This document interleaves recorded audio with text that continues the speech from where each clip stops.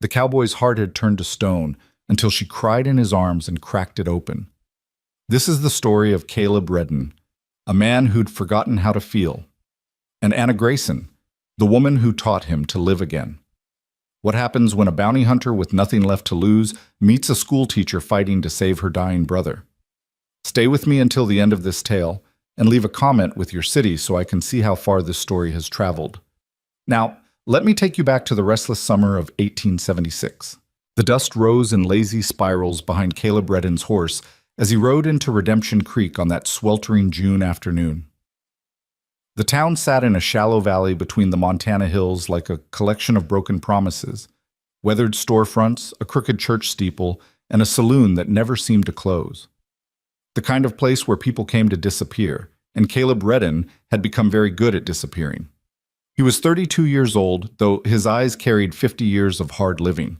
Tall and lean, with shoulders that had learned to carry weight they were never meant to bear, he sat his horse with the easy grace of a man who'd spent more time in the saddle than in his own bed. His face was all sharp angles and weathered planes, carved by wind and sun, and things he tried hard not to remember. A scar ran from his left temple to his jaw, a gift from a knife fight in Abilene 3 years back. His hair, dark as a crow's wing, hung past his collar, and a week's worth of stubble shadowed his face. But it was his eyes that told the real story. Gray as winter storm clouds, they held the peculiar emptiness of a man who'd stopped expecting anything from the world and had trained the world to expect nothing from him. Those eyes had watched men die, had pulled triggers that ended lives, had closed against memories that still woke him in the night, gasping and reaching for a pistol that was always within arm's reach. The prisoner he'd brought in, a cattle rustler named Dutch Morrison, sat slumped in his saddle, hands bound, face battered from 5 days of hard riding and one ill-advised escape attempt. Caleb had caught him outside of Billings, tracked him through 3 counties, and finally ran him to ground in a line shack where the fool had stopped to sleep. The fight had been brief and brutal, ending with Dutch face down in the dirt and Caleb's Colt pressed against the back of his skull. "Welcome to Redemption Creek," Dutch muttered through split lips as they rode down the main street. "Town's got a sense of humor, naming itself that." Caleb didn't respond. He'd learned long ago that silence was easier than conversation, safer than connection. Words led to questions, questions led to stories, and stories led to the kind of vulnerability that got a man killed, or worse, made him remember he was still human.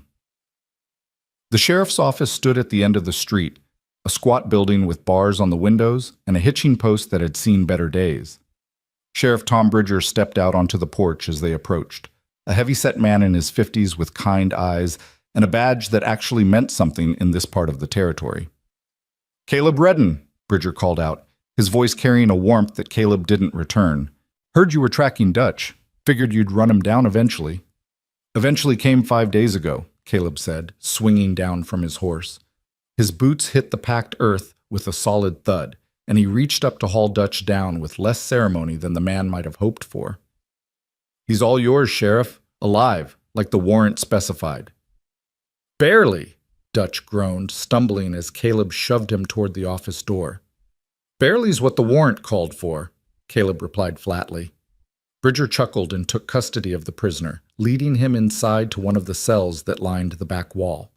Caleb followed, his spurs jingling with each step, a sound he'd grown so accustomed to that he barely heard it anymore.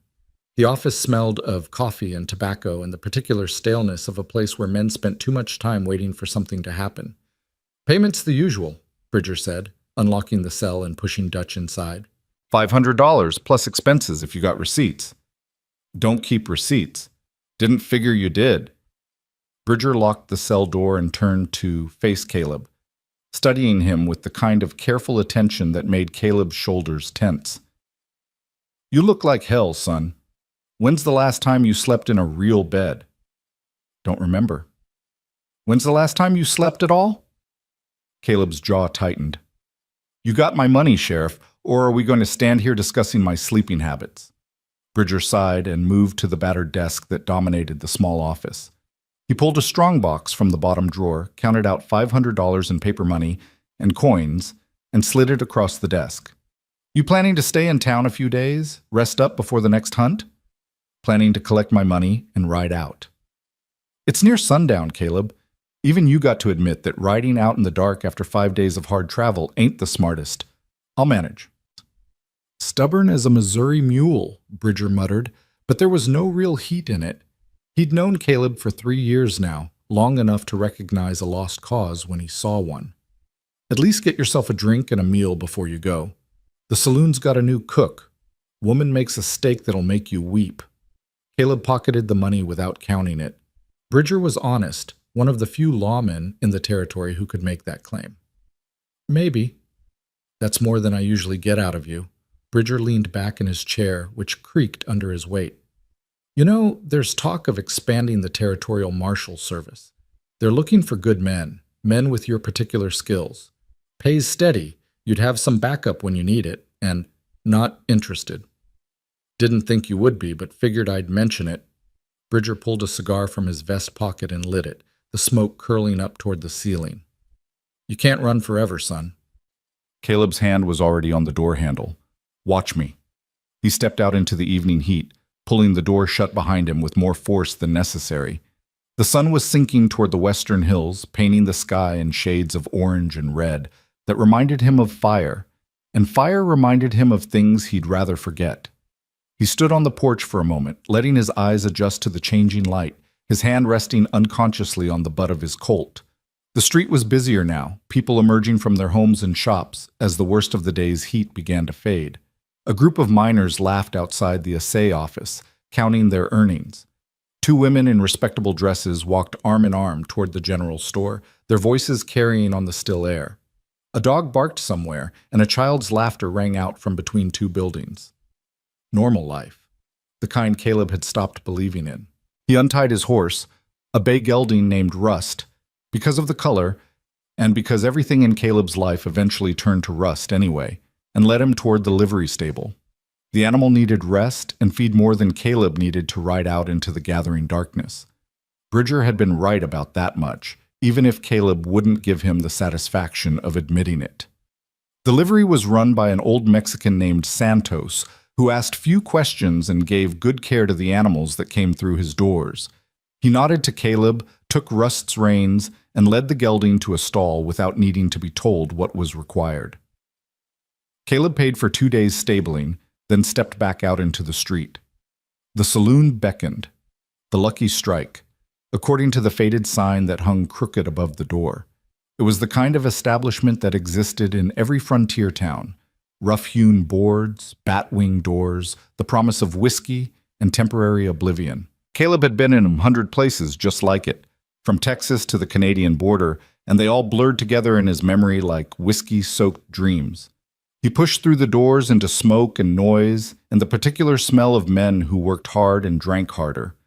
The interior was what he expected, a long bar running down one side, tables scattered across a sawdust-covered floor, a staircase leading up to rooms he had no interest in visiting. A piano sat silent in one corner, and a handful of men played cards at a table near the back. The bartender, a thick-necked man with a scar through one eyebrow, looked up as Caleb approached. "What'll it be?" "Whiskey. Leave the bottle." Money changed hands. A glass appeared, then a bottle of amber liquid that was probably more raw alcohol than actual whiskey, but Caleb didn't care. He poured, drank, and felt the familiar burn slide down his throat and settle in his chest like an old friend. He poured again. "You're reddin'," a voice said from his left. Caleb turned his head slowly. The speaker was a young man, maybe 22 or 23, with the kind of eager face that hadn't learned disappointment yet. He wore a gun on his hip with the careful pride of someone who wanted people to notice. "I am," Caleb acknowledged, turning back to his drink. "Heard you're the best tracker in the territory. Heard you brought in the Drummond gang single-handed. Heard you once tracked a man across 300 miles of desert and—" "You heard wrong," Caleb interrupted, his voice flat. "I'm just a man who's good at following tracks. Nothing special about it." "But you've killed—" "Enough." Caleb's hand moved toward his gun, not threateningly, just enough to make the young man's eyes widen. "I'm not here to swap stories or make friends. I'm here to drink in peace. You want to be a gunfighter? Go find someone else to admire. You want to stay alive, forget everything you've heard, and go back to whatever honest work your mama raised you for." The young man's face flushed red. Whether from embarrassment or anger, Caleb didn't know and didn't care. He watched as the kid retreated to a table in the corner, shooting dark looks in Caleb's direction that would have been dangerous if the kid had possessed an ounce of the skill his pride suggested. Caleb poured another drink. The whiskey was already starting to work, softening the edges of the world, making everything a bit more distant, a bit less real. This was what he needed. This numbness, this blessed absence of feeling. He'd learned years ago that feeling things was dangerous. Feel too much joy, and you'd eventually feel crushing sorrow. Feel too much love, and you'd eventually feel devastating loss. Feel too much hope, and you'd eventually feel soul-destroying despair. Better to feel nothing at all. "Excuse me, sir, but I need to speak with Mr. Patterson." The voice cut through the saloon's din like a bell through fog, clear, educated, utterly out of place. Caleb looked up from his glass to see a woman standing at the bar, speaking to the bartender with a mixture of determination and barely concealed desperation. She was perhaps 26 or 27, with honey-colored hair pinned up in a style that belonged back east, not in a Montana saloon. She wore a simple gray dress that had seen better days, the fabric worn but clean, the hem let out and re-sewn more than once. But it was her face that caught his attention, delicate features marked by exhaustion, eyes the color of a clear summer sky that held too much worry for someone so young. "Mrs. Grayson," the bartender, apparently Patterson, said with exaggerated patience, "I already told you this morning I can't extend your credit anymore. You've already owed me for 3 weeks." "It's Miss Grayson," she corrected quietly, her hands clasped so tightly together that her knuckles showed white. "And I'm not asking for charity, Mr. Patterson. I'm asking for basic human decency. My brother is very ill. The medicine Dr. Harrison prescribed costs $12, and I simply don't have—" "Not my problem." Patterson cut her off, his voice hardening. "You want medicine, you pay for it. You want credit, you show me you're good for it. Teaching school don't pay enough to cover what you already owe, and I got a business to run."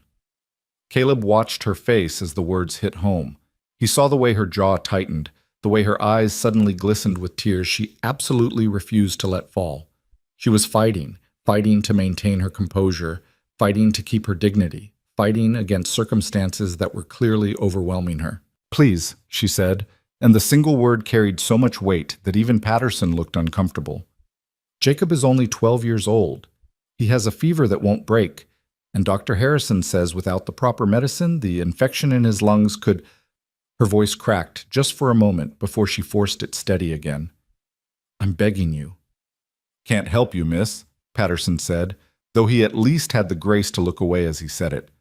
"Now, I got other customers to tend to." She stood there for a moment longer, her whole body trembling with the effort of not breaking down in front of everyone in the saloon. Then she turned, moving toward the door with her back straight and her head high, even as Caleb saw a single tear escape down her cheek. Something stirred in his chest, something he hadn't felt in so long that he barely recognized it. A flicker of, what? Anger? Sympathy?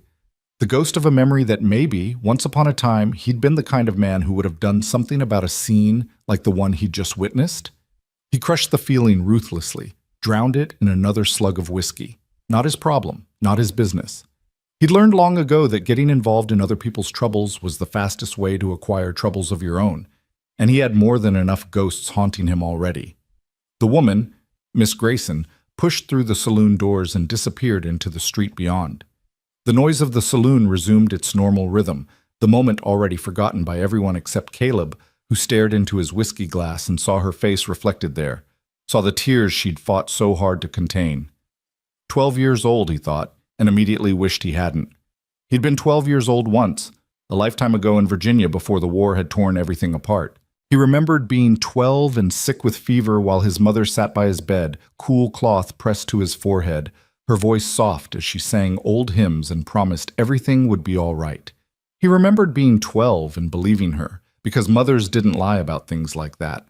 He poured more whiskey, trying to wash the memory away. "Sad case, that," the bartender said, moving back down the bar to where Caleb sat. "The Grayson woman. Came to town 4 months ago from Boston, took the teaching job at the school. Brought her little brother with her, just the two of them. Kid's been sick near about 2 weeks now. Harrison says it's pneumonia, maybe worse." Caleb didn't ask, but Patterson seemed inclined to talk anyway. "She's dead broke," he continued, wiping down the bar with a rag that might have been white once. "School board pays her $18 a month, and she sends half of it back east to pay off her father's debts. The old man died owing money all over Boston, left her with nothing but the responsibility for her brother. She's too proud to ask for real help, too stubborn to give up, and too damn noble for her own good." "Why are you telling me this?" Caleb asked, his voice rough. Patterson shrugged. "No reason. Just making conversation." He paused, studying Caleb with shrewd eyes. "Though I did see the way you looked at her, figured maybe there was still some human feeling in that stone heart of yours." "You figured wrong," Caleb said flatly. "Probably did," Patterson agreed, moving away to serve another customer. Caleb sat at the bar for another hour, working his way through the bottle with methodical determination. But no matter how much he drank, he couldn't seem to stop seeing her face. Those blue eyes filled with desperate hope, that single tear escaping despite her best efforts, the way she'd held herself together even as her world was clearly falling apart. He thought about the brother, 12 years old and fighting for his life, while his sister begged strangers for money to save him. He thought about being 12 and sick and scared and having someone who loved you enough to fight for you, even when the fight seemed hopeless. He thought about a lot of things he'd spent 10 years trying not to think about. "Damn it," he muttered under his breath, pushing away from the bar. The bartender looked up. "You leaving already? Bottle's only half gone." "Keep it," Caleb said, tossing some coins on the bar. "And I need to know something. Where does Miss Grayson live?" Patterson's eyebrows rose. "What's it to you?" "Just answer the question." "Little cabin at the east edge of town, past the church. Can't miss it. Only one out that way with a green door." Patterson leaned forward, his voice dropping. "You planning something stupid, Redden?" "Probably," Caleb admitted, already moving toward the door. The evening had cooled considerably. The sky, now deep purple, shot through with the first stars. Caleb stood on the saloon porch for a moment, breathing in air that didn't taste of smoke and whiskey, trying to convince himself to mount Rust and ride out of town like he'd planned. But his feet carried him east instead, past the church with its crooked steeple, past darkened houses where families sat down to supper, past the schoolhouse where Miss Grayson presumably spent her days trying to teach children who probably didn't appreciate the education she was fighting so hard to provide. The cabin appeared exactly as Patterson had described, small, weathered, with a green door that looked like it had been recently painted, probably by Miss Grayson herself. Lamplight glowed in the single window, and as Caleb approached, he could hear the low murmur of voices from inside. He stood on the small porch, his hand raised to knock, wondering what the hell he thought he was doing. This wasn't his problem. This wasn't his business. He'd spent 10 years deliberately avoiding situations exactly like this. Situations where someone needed help, where getting involved meant risking the kind of connection that led to pain. But before he could talk himself out of it, before he could turn and walk away, the door opened. Miss Grayson stood in the doorway, her face pale in the lamplight, her eyes widening in surprise when she saw who was standing on her porch. Up close, he could see the exhaustion etched into her features, the shadows under her eyes, the way her hands trembled slightly as she gripped the doorframe. "Can I help you?" she asked, her voice wary. She'd probably learned to be careful of strange men appearing at her door, especially in a frontier town where women living alone were vulnerable in ways men never had to consider. "Heard you needed medicine for your brother," Caleb said, the words coming out rougher than he'd intended. "Heard it cost $12. Her back straightened, pride warring with desperation across her face. "I don't need charity from strangers, Mr. Redden. Caleb Redden. And I'm not offering charity." "Then what are you offering?" Good question. What was he offering? He reached into his pocket, felt the weight of the money he'd collected from Sheriff Bridger, and pulled out $15. He held it out to her. "I'm offering a loan," he heard himself say. $12 for the medicine, 3 extra in case your brother needs anything else. You can pay me back when the school board pays you next, or whenever you're able. No interest, no pressure. She stared at the money like it might bite her. "Why?" "Does it matter?" "Yes," she said firmly. "It matters a great deal." "I don't know you, Mr. Redden. I don't know why a complete stranger would offer to loan me money and forgive me if I'm suspicious of kindness from men I've never met. Fair enough. He'd be suspicious too, if their positions were reversed. He lowered his hand but didn't put the money away. I was in the saloon when you talked to Patterson, he said.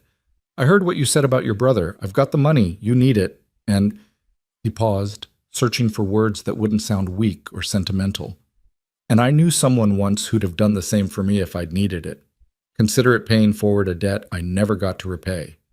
She studied his face, and he had the uncomfortable sensation of being seen, really seen, for the first time in years. Those blue eyes seemed to look past the scar and the stubble and the carefully maintained walls, right down to something he'd thought long dead. Anna, she said finally, my name is Anna Grayson. Caleb read in. You already said that. The ghost of a smile touched her lips, there and gone so quickly he might have imagined it. She looked at the money again, and he could see the internal battle playing out across her face. Pride against pragmatism, independence against her brother's desperate need. Please, Caleb said quietly, and was surprised to hear the word come from his own mouth. He didn't say please, didn't ask, didn't plead. But somehow this felt different. Let me help. Anna's eyes filled with tears, and this time she didn't try to hide them. He's all I have left, she whispered. Our parents are gone. Our family home is gone. Everything is gone except him. If I lose Jacob... She couldn't finish the sentence. You won't, Caleb said with more certainty than he felt. Take the money, get the medicine, help him fight. She took the bills from his hand slowly, as if they might vanish if she moved too quickly. Her fingers brushed his, and he was startled by the warmth of her touch, by the reminder that skin could be warm, that human contact could be something other than violence. Thank you, she said, her voice breaking. I don't know how to thank you properly, but don't, he interrupted. Don't thank me, just help your brother. She nodded, clutching the money to her chest. Would you like to come in? I have coffee, and it's the least I can offer. No, he said, perhaps too quickly. He saw hurt flash across her face and softened his tone. I need to go, just take care of yourself, Miss Grayson. Anna, she corrected, if you're going to be my creditor, you should at least call me by my name. Anna, he repeated, and the name felt strange on his tongue, too personal, too intimate, too much like the beginning of something he absolutely couldn't afford. He turned to leave, his boots heavy on the wooden porch, already regretting his impulse. He'd broken his own rule, gotten involved, allowed himself to care even for a moment about someone else's troubles. It was weakness, and weakness got you killed in his line of work. Mr. Redden.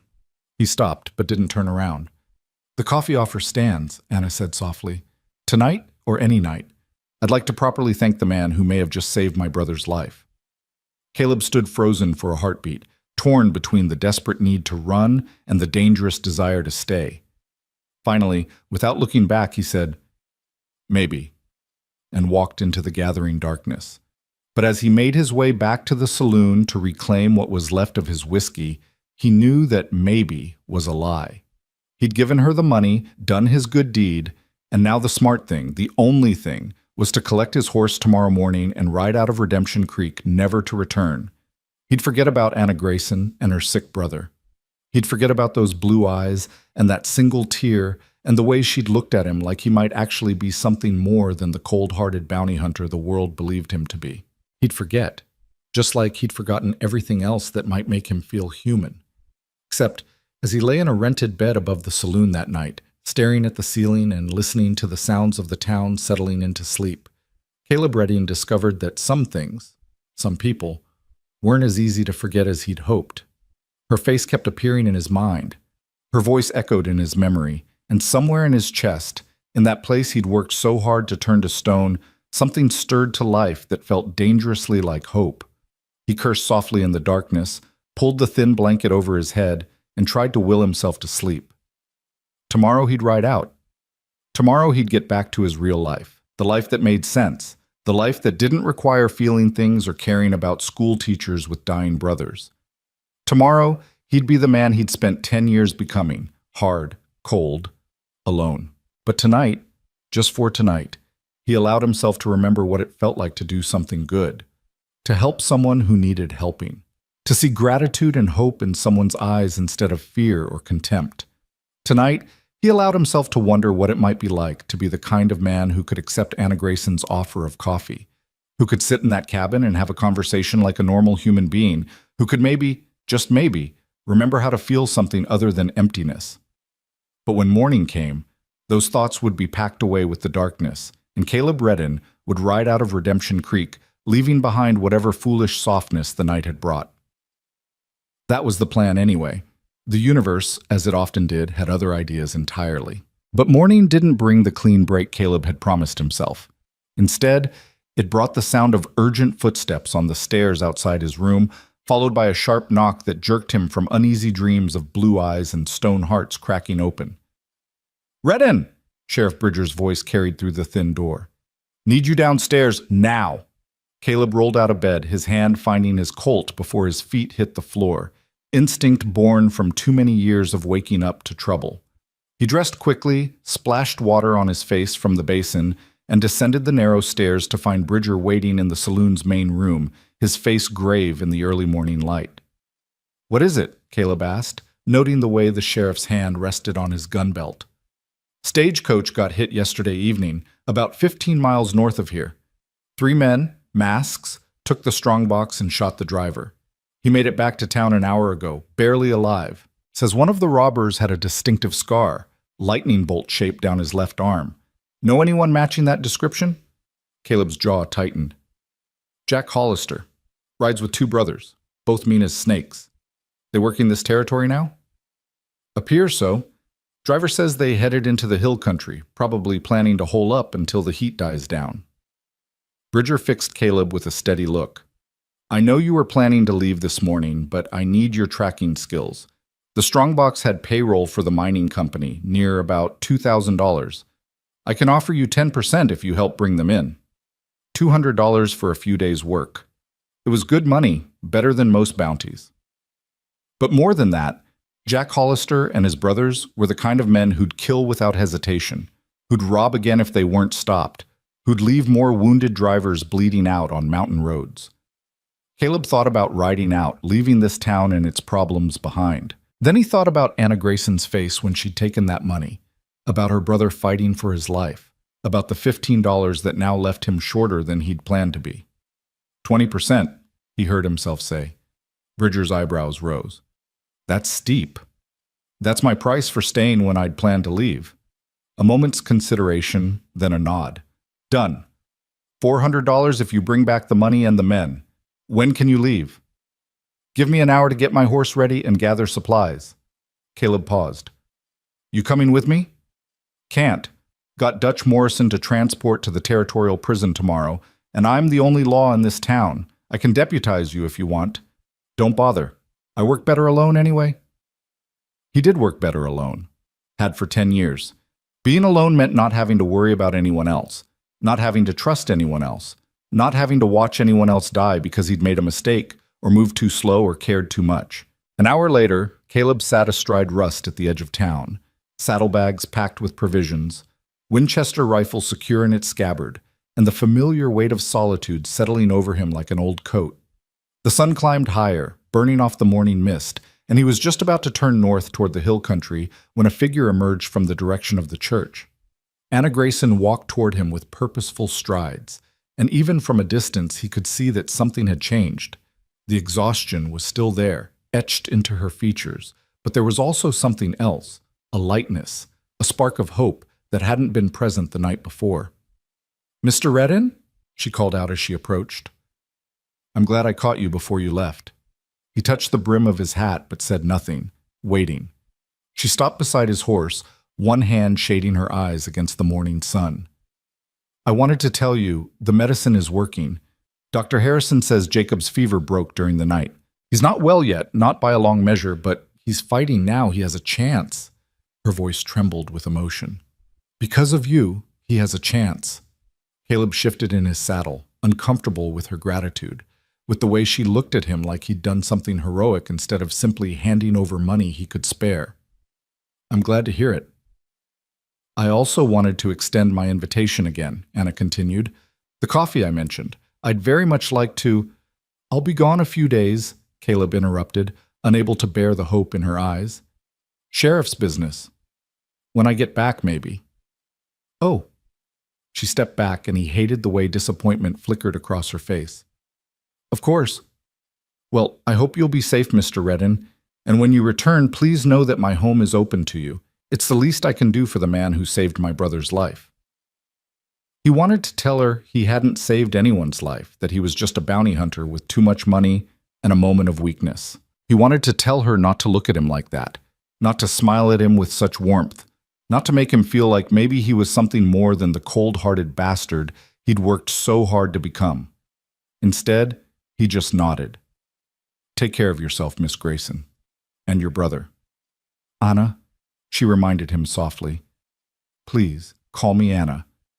He didn't answer, just touched his hat brim again and urged Rust into motion. But as he rode north out of Redemption Creek, he could feel her eyes on his back, and the weight of that gaze felt heavier than any gun he'd ever carried. The trail wasn't hard to follow. 3 horses, one carrying extra weight from the strongbox, heading into country Caleb knew well from previous hunts. The Hollister brothers weren't subtle men. They'd left a track that anyone with basic skills could read. But reading a track and catching the men who made it were 2 different things entirely. The first day passed in the methodical rhythm of tracking, watching for broken branches, disturbed stones, the distinctive pattern of horseshoes in soft ground. Caleb pushed hard, knowing that every hour's delay meant the trail grew colder, meant the Hollisters got farther away, or had more time to set up an ambush. He made camp that night in a sheltered ravine, built a small fire just large enough to heat coffee, and sat with his back against a boulder while the darkness gathered around him. This was what he knew, what he was good at, the solitude of the hunt, the simplicity of a clear objective, the absence of complicated feelings or messy human connections. But as he stared into the flames, he kept seeing Anna's face, the way she'd looked at him that morning, with gratitude and something else he was afraid to name, the way her voice had trembled when she'd told him about Jacob's fever breaking, the way she'd said his name, not Redden, not the bounty hunter, but Caleb, like he was an actual person worthy of being known. Stop it, he muttered to himself, pouring more coffee. Focus on the job. The job was what mattered.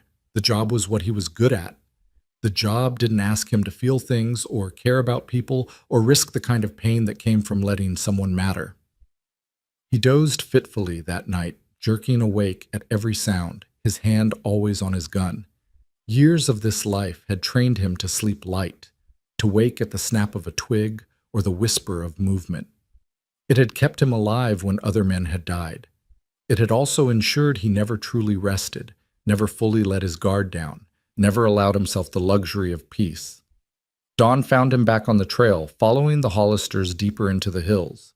The terrain grew rougher, pine forests giving way to rocky outcroppings and narrow passes where an ambush would be easy to set and hard to escape. Caleb moved carefully, Winchester at the ready, eyes scanning constantly for any sign of danger. He found their first camp around midday, cold ashes, empty cans, the marks where they'd picketed their horses. They'd been careless, confident in their head start, and that confidence would be their downfall. Caleb studied the camp, reading the story it told. 3 men, just as the driver had said. They'd stayed here the previous night, probably feeling safe this far from town, probably already planning how to spend their stolen money. The trail led higher into the mountains, following old game paths and dry creek beds. By late afternoon, Caleb spotted smoke rising from a canyon about 2 miles ahead. He dismounted, tied Rust to a pine tree, and continued on foot, moving with the silence his years as a hunter had taught him. The Hollister brothers had made camp in a box canyon, a natural fortress with high walls and only one entrance. Smart positioning if you were planning to defend against an attack, but it also meant only one way out. Caleb found a position on the canyon rim where he could observe without being seen, settling behind a cluster of rocks as the sun began its descent toward the western peaks. 3 men sat around a fire, passing a bottle between them. Even from a distance, Caleb could identify Jack Hollister, tall, rangy, with that distinctive lightning bolt scar running down his left arm. The two brothers were shorter, stockier, both wearing trail-worn clothing and guns slung low on their hips. The strongbox sat near the fire, still locked, probably waiting until they felt safe enough to break it open. $2,000 plus whatever they could steal in future robberies if they weren't stopped. Caleb watched them drink and laugh, celebrating their successful heist, completely unaware they were being observed. He could take them now. A rifle shot from this position would drop Jack before the man knew what hit him, and Caleb could probably get one of the brothers before they scattered. But probably wasn't certainty, and the third man would be armed and desperate, and taking on three men in a defensive position when you were alone was a good way to get killed. Better to wait. Wait for darkness. Wait for them to drink themselves stupid. Wait for the moment when they'd be vulnerable and careless. Patience had kept Caleb alive when impatience had buried other men, and he'd learned long ago to trust his instincts. As twilight deepened into night, he settled in to watch. The brothers kept drinking, their voices carrying on the still air, boasts about the robbery, arguments about how to divide the money, crude jokes about what they'd do when they reached California. Caleb listened with half his attention, the other half focused on planning his approach. The fire burned lower. The bottle emptied. One by one, the brothers rolled into their bedrolls, leaving only Jack Hollister sitting up to keep watch. But Jack was drunk too, swaying slightly where he sat, his eyes heavy with whiskey and exhaustion. Caleb waited another hour, watched Jack's head nod forward once, twice, then finally settle as the man slumped into sleep. Then he moved. He descended from the canyon rim in silence, every step placed with care, his breathing controlled, his body moving with the predatory grace of a hunter closing in on prey. The canyon floor was shadowed, the fire burned down to embers, and the three men snored in their bedrolls, never knowing death approached on soft feet. Caleb reached the fire, his Colt in one hand, and kicked Jack Hollister's boot. "Wake up!" Jack's eyes snapped open, his hand reaching for his gun, but Caleb's Colt was already pressed against his forehead. "Don't," Caleb said quietly. "Wake your brothers, slow and easy. Any sudden moves and you'll be the first to die, but not the last." Jack's face had gone pale in the dim firelight. He knew who Caleb was. Everyone in the territory knew about Caleb Redden, and no one wanted to face him with a gun to their head. "Redden," he breathed. "How the hell did you—" "Your brothers. Wake them, now," Jack called out, and the two brothers stirred, confused and half asleep. When they saw Caleb standing over them, saw the gun in his hand and the cold certainty in his eyes, they froze. "Here's how this works," Caleb said, his voice carrying the flat tone of a man who'd done this too many times to count. "You're going to stand up, slow, hands where I can see them. You're going to let me tie your hands behind your backs. You're going to ride back to Redemption Creek nice and peaceful. Do this, and you'll live to stand trial. Fight me, and I'll kill all three of you right here and transport your bodies instead. Your choice, but choose quick." "We can make a deal," Jack said desperately. "Split the money. There's $2,000 in that box. Take half. Let us go. Nobody has to know." "Not interested." $1,000, Redden. Think about it." "I am thinking about it. I'm thinking about the driver you shot, the families who need that payroll, and the fact that you three will rob and kill again if I let you go. So here's my final offer. Surrender or die. 5 seconds to decide." He started counting, made it to 3 before all three men raised their hands in surrender. 20 minutes later, they were bound and mounted, the strongbox secured to Jack's saddle, and Caleb was leading them out of the canyon. The brothers muttered curses and threats, but Caleb ignored them. He'd heard it all before, the promises of revenge, the claims that he was a dead man, the boasts about what would happen when they escaped. They never escaped. Not from Caleb Redden. The ride back to Redemption Creek took 2.5 days, slower with prisoners in tow. Caleb kept them moving during daylight hours, made camp in defensible positions at night, and slept with one eye open and his gun in his hand. The brothers tried to bargain, tried to bribe, tried to convince him to let them go. Caleb didn't respond, didn't engage, didn't give them anything to work with. By the time the town appeared in the distance, he was exhausted, filthy, and ready to collect his money and move on. The job was done. Another set of criminals behind bars, another payday secured, another page in the legend of Caleb Redden, the bounty hunter with ice in his veins and stone for a heart. Sheriff Bridger met them at the edge of town, a wide smile splitting his weathered face. "I'll be damned. You actually brought all three back alive." "Said I would." "Most men would have shot at least one, just to make the others more cooperative." "Most men aren't me." Bridger chuckled and took custody of the prisoners, leading them toward the jail while half the town gathered to watch. Caleb dismounted, every muscle in his body aching, and followed at a distance. In the sheriff's office, he waited while Bridger locked the Hollisters in cells, then watched as the strongbox was opened and the money counted. $2,147, all accounted for. 20% comes to $429, Bridger said, counting it out carefully, plus another $50 for the exceptional work and the fact that you brought them all in alive. Town council will be pleased. Trial's cheaper than burials. Caleb pocketed the money without comment. $479 for 3 days' work, more than he'd made on many bounties that had taken twice as long. "You sticking around?" Bridger asked. "Or are you finally going to light out like you've been threatening?" Good question. Caleb had no reason to stay. The job was done, his pockets were full, and the open trail called to him the way it always did. Stay in one place too long, and you started forming connections, started caring about things, started feeling like maybe you belonged somewhere, and that was dangerous because eventually you'd have to leave, and leaving would hurt. Better to leave before it could hurt. "I'll stay tonight," he heard himself say. "Head out in the morning." "Well, while you're here, you might want to stop by the schoolhouse." Bridger's eyes held a knowing glint. "Miss Grayson's been asking about you, near about every day since you left. That brother of hers is doing much better, by the way. Saw him up and walking around yesterday, still coughing some, but clearly on the mend." Something warm unfurled in Caleb's chest. Relief, he recognized after a moment. Relief that the boy was healing, that Anna's desperate hope had been rewarded, that the $15 he'd given her had made a difference. "Glad to hear it," he said gruffly. "You know," Bridger leaned back in his chair, studying Caleb with the careful attention of a man who'd spent years reading people. "When you first rode into this territory 3 years ago, you were already hard. But there was still something in you, something almost human. These last few years, I've watched that something disappear, watched you turn into exactly what you pretend to be, a man without feelings, without connections, without anything but the next bounty and the next bottle of whiskey." "Get to your point, Sheriff." "My point is this. Miss Grayson looks at you different than other folks do. She doesn't see the cold-hearted bounty hunter. She sees something else, something you've been trying real hard to bury. Maybe it's time you stopped trying so hard." Caleb stood, his chair scraping against the floor. "My personal life is none of your concern."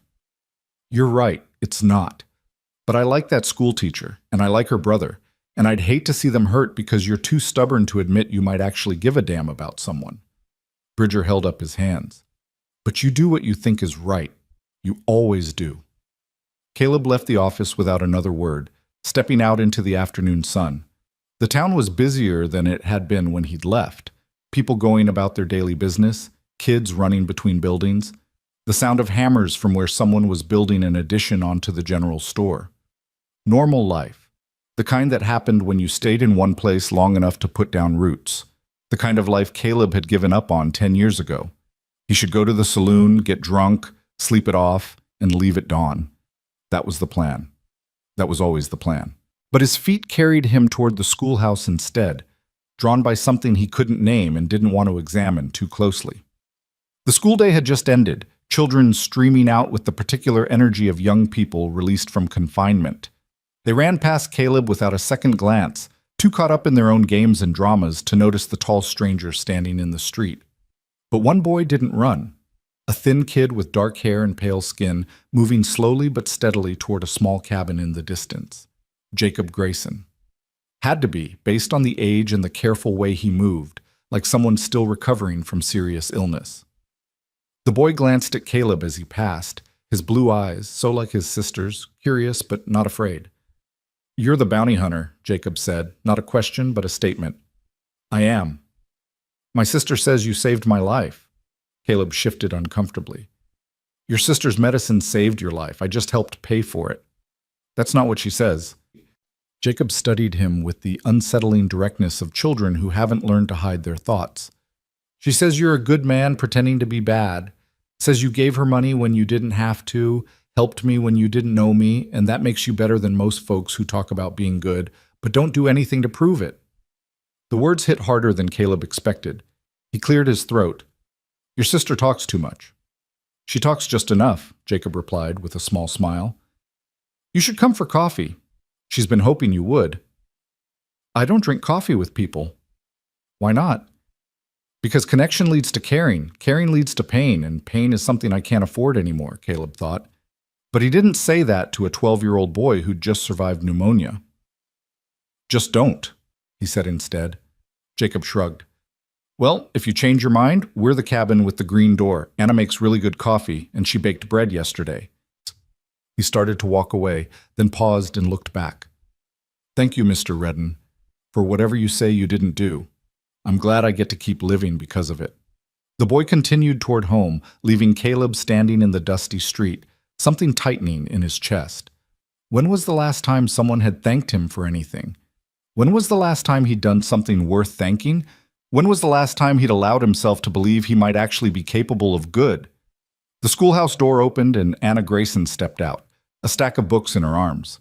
She saw him immediately, her face lighting up with a smile that made his heart do something complicated and unwelcome. Mr. Redden, she called, walking toward him. You're back. I'd heard the sheriff brought in the stage robbers, and I hoped— She stopped a few feet away, her smile faltering as she took in his appearance. You look exhausted. Long ride. I imagine so. She shifted the books in her arms. Did you happen to see Jacob? He should have left a few minutes ago. Saw him. He was headed home. Good. He's doing so much better, stronger every day. Dr. Harrison says he'll make a full recovery. Her eyes shone with tears she didn't try to hide. I can't thank you enough for what you did. You gave me back my brother. Medicine did that. The medicine I couldn't afford without your help. She stepped closer, close enough that he could smell lavender and chalk dust. I meant what I said about the coffee, Mr. Redden. I'd very much like you to visit, to let me thank you properly. Every instinct screamed at him to refuse, to walk away, to maintain the careful distance he'd spent years perfecting. But looking into her eyes, those blue eyes that held hope and warmth, and something that looked dangerously like affection, he found himself nodding. Tonight, he heard himself say. If the offer's still good. Her smile could have lit the whole town. Tonight would be perfect. Come by after supper, say 7 o'clock? 7 o'clock? He agreed, already regretting it. She touched his arm briefly, a gesture so natural and warm that it sent unexpected heat through him. I'll see you then. He watched her walk away, books clutched to her chest, her step lighter than it had been days before.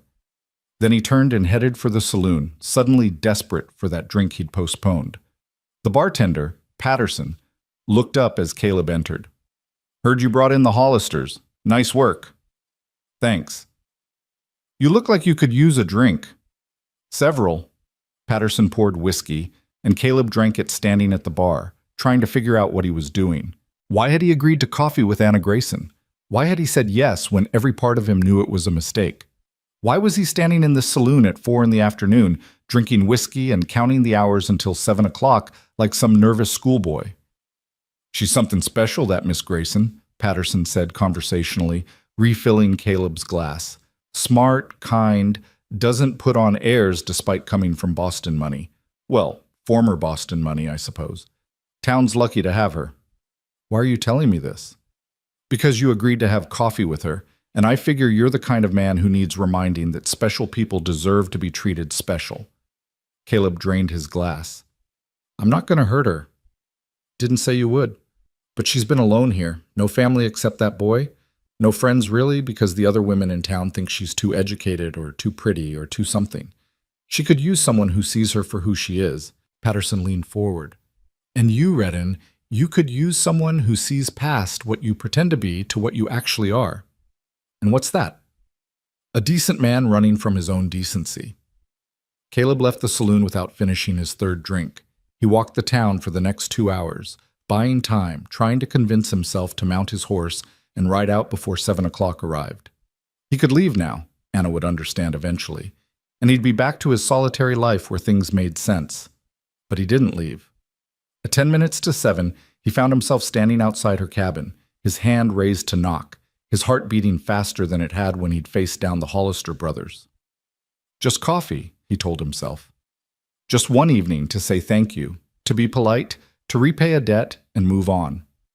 The door opened before he could knock. Anna stood there in a simple blue dress, her hair down around her shoulders, her smile welcoming and genuine. "Mr. Redden, right on time. Please, come in." He stepped inside and warmth enveloped him, not just the physical warmth of the cabin, but something else. Something he hadn't felt in so long he'd almost forgotten what it was called. It was called home. The cabin was small but immaculately kept. A single room with a bed in one corner, a table with 3 chairs, a stove, and a few personal touches that made it feel lived in. Books lined a makeshift shelf, a quilt hung on one wall, and flowers, actual wildflowers in a glass jar, sat on the table. Jacob sat in one of the chairs, looking stronger than he had that afternoon. He grinned when he saw Caleb. "Told you he'd come, Anna." "You did indeed." Anna gestured to a chair. "Please sit. The coffee's just about ready." Caleb sat, feeling awkward and out of place among the domestic comfort. His gun felt too heavy at his hip, his trail-worn clothes too dirty, his hands too rough for the delicate china cups Anna was setting out. "I hope you like it strong," Anna said, pouring coffee. "Jacob says I make it strong enough to wake the dead." "Strong is good." She handed him a cup, their fingers brushing again, and he was struck by how small her hands were compared to his, how soft they looked despite the work he knew she did. These were hands that held chalk and books, that cared for a sick brother, that fought to build a life in a hard land. Not like his hands, which were scarred and calloused and had pulled triggers too many times to count. "Tell me about your journey," Anna said, settling into her chair with her own cup. "The sheriff said you tracked the robbers into the hill country. That must have been dangerous." "It was necessary." "That's not an answer." Jacob laughed. "She does that, turns your non-answers back on you until you actually answer. It's annoying." "It's called teaching," Anna said primly, though her eyes sparkled with amusement. "And it works on stubborn men just as well as it works on stubborn students." Despite himself, Caleb felt the corner of his mouth twitch. The tracking was straightforward. The Hollisters aren't subtle. I found them, convinced them to surrender, brought them back. That's the whole story. "Somehow I doubt that's the whole story," Anna said, "but I won't press. Jacob, why don't you tell Mr. Redden about your plans for next week?" The boy's face lit up. "Dr. Harrison says I can go back to school on Monday. I missed 3 weeks, but Anna's been teaching me at home, so I'm not too far behind." His enthusiasm dimmed slightly. "Some of the other kids were saying I might not make it, that pneumonia almost always kills you, but I did make it, because of the medicine you helped buy."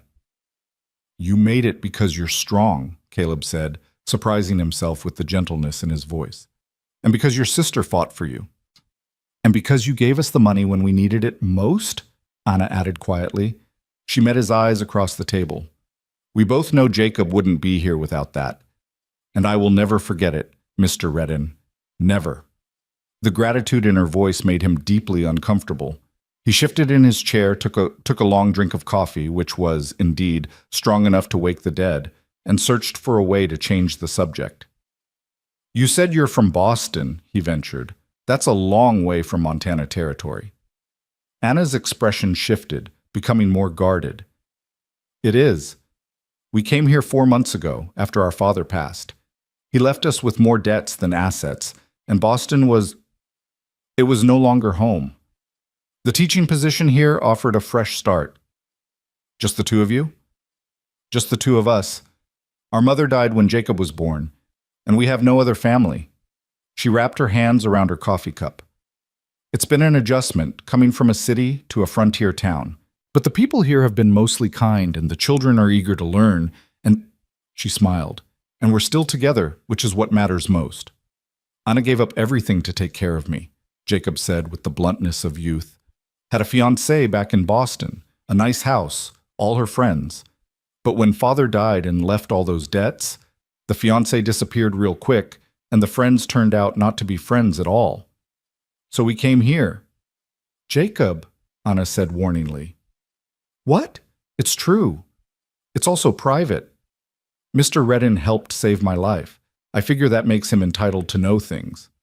Caleb found himself wanting to know things, wanting to know about the fiancé who'd abandoned her, the friends who'd proven false, the life she'd left behind, wanting to know everything about Anna Grayson, which was dangerous precisely because he wanted it. Your turn, Anna said, fixing him with a look that suggested she wasn't going to let him avoid answering. Tell us something about yourself, Mr. Redden. Where are you from? What made you become a bounty hunter? The questions he always avoided, the past he never discussed. He should refuse, should deflect, should maintain the walls that had served him so well for so long.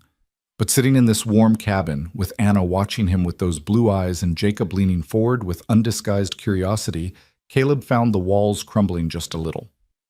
Virginia, he said finally. I'm from Virginia, and I became a bounty hunter because… He paused, the words stuck in his throat. Because I needed to be something after the war, and hunting seemed like the only thing I was good at anymore.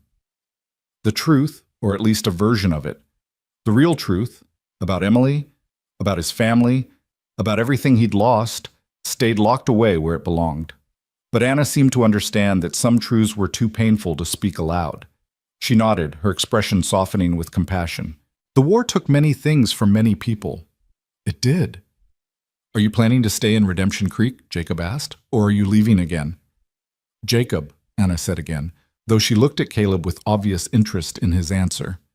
Leaving tomorrow, Caleb said, and tried to ignore the way Anna's face fell. I don't stay in one place long. Never have. Probably never will. Why not? Jacob pressed. Because staying means putting down roots, and roots tie you to places. And places…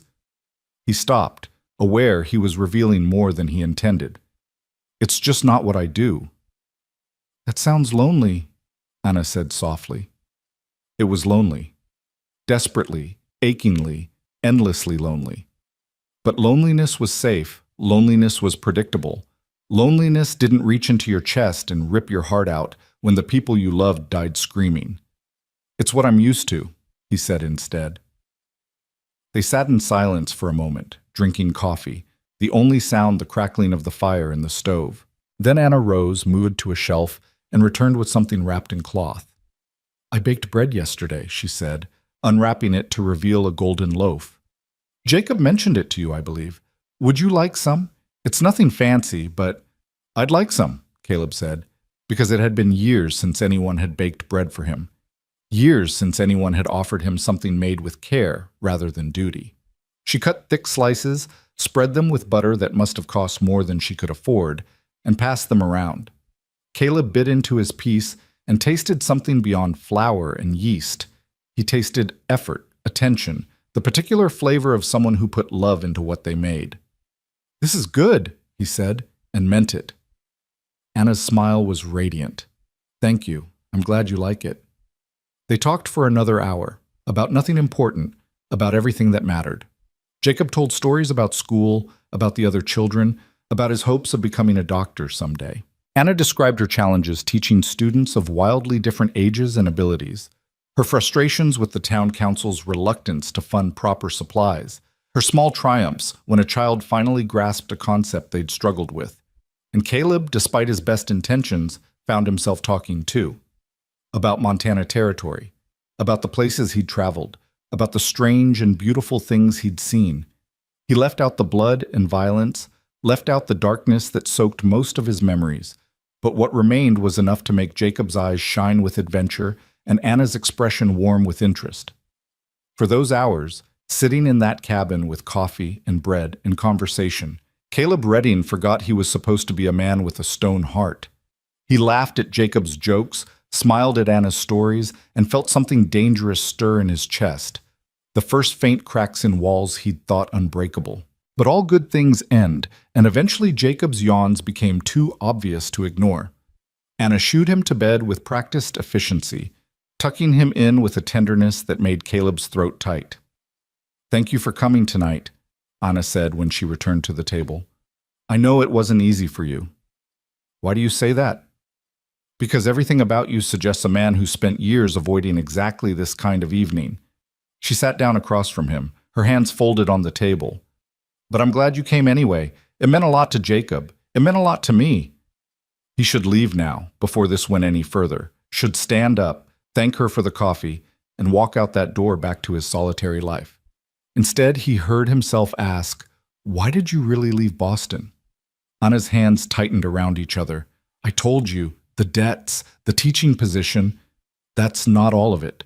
She met his eyes, and in them he saw pain that matched his own. "No," she admitted quietly. "That's not all of it." Silence stretched between them, heavy with unspoken things. Finally, Anna took a deep breath. "My father gambled," she said. "Lost everything, the house, the money, even the furniture. When he died, creditors came calling for debts I didn't even know existed.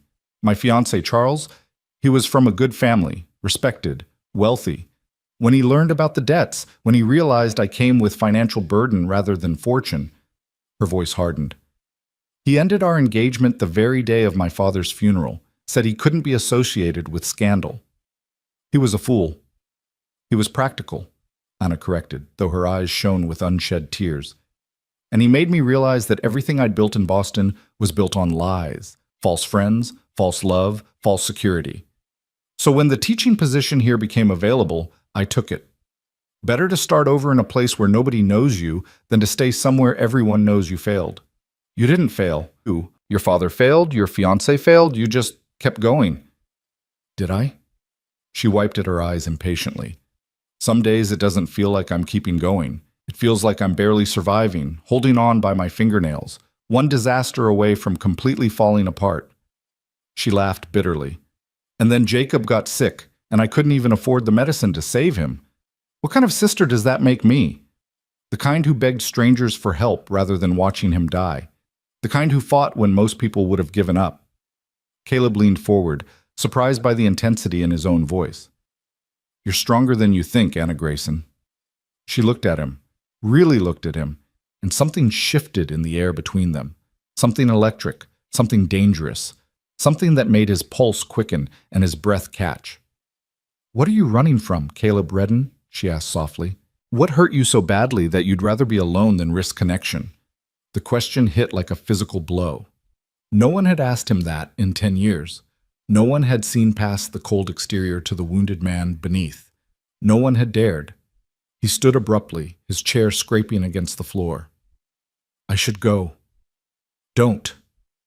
Anna stood too, moving around the table to stand in front of him. "Don't run. Not yet." "I'm not running." "Yes, you are. You've been running since the moment you agreed to come here tonight, maybe longer." She reached out, hesitated, then placed her hand on his arm. "What are you so afraid of?" "Everything. Loss, pain, caring about someone enough that their death would destroy him. Opening his heart only to have it shattered again. Believing that maybe, just maybe, he deserved something good only to watch it slip through his fingers." "I can't," he said roughly. "Can't what you're asking. Can't be what you want." "I'm not asking you to be anything except honest. With me. With yourself." Her hand remained on his arm, warm and steady. "I know pain when I see it, Caleb. I know what it looks like when someone's carrying more weight than they should. And I know you're a good man, no matter how hard you try to convince everyone otherwise. You don't know me. Maybe not, but I'd like to." Her blue eyes held his, unflinching. "I'd like to know the man who saved my brother, who brought in criminals without killing them, who drinks his coffee black and laughs at 12-year-old boys' jokes even when he doesn't mean to. I'd like to know Caleb, not the bounty hunter, not the legend, just the man." The words broke something inside him, something he'd thought long dead. He stood there, frozen, Anna's hand on his arm, her eyes on his face, and for the first time in 10 years, Caleb Redden felt the stone around his heart begin to crack. "I had someone once," he heard himself say, the words dragged from somewhere deep and dark. "Someone I loved more than my own life. She died. They all died. And I—" His voice broke. "I couldn't save them. Couldn't stop it. Could only watch and know it was my fault." Anna's hand slid down his arm to his hand, her fingers interlacing with his. "That's a heavy burden to carry alone. It's the burden I deserve. No one deserves that kind of pain." She squeezed his hand. But maybe you've carried it long enough. Maybe it's time to set it down. He wanted to. God, how he wanted to. Wanted to lay down the guilt and grief and self-hatred, wanted to believe he could be more than the cold-hearted hunter everyone believed him to be, wanted to think that maybe, impossibly, this woman with her blue eyes and gentle strength could help him find his way back to being human. But wanting wasn't enough. Wanting hadn't saved Emily, hadn't protected his family, hadn't stopped the world from burning. "I'm leaving tomorrow," he repeated, his voice rough with emotion. "That hasn't changed." "I know," Anna said softly. "But maybe you'll come back someday. Maybe the road will lead you through Redemption Creek again." "Maybe," he agreed, though they both knew it was unlikely. She rose on her toes and kissed his cheek, the touch feather-light and devastating. "Thank you for tonight, Caleb, for the coffee, for the conversation, for letting me see the real you, even if only for a moment." He couldn't speak, couldn't move, could only stand there feeling the warmth of her lips on his skin and the terrible, wonderful ache in his chest. Then he was at the door, his hand on the handle, looking back at her one last time. She stood in the lamplight, beautiful and brave, and everything he couldn't allow himself to have. "Anna," he said, then stopped, unsure what else to say.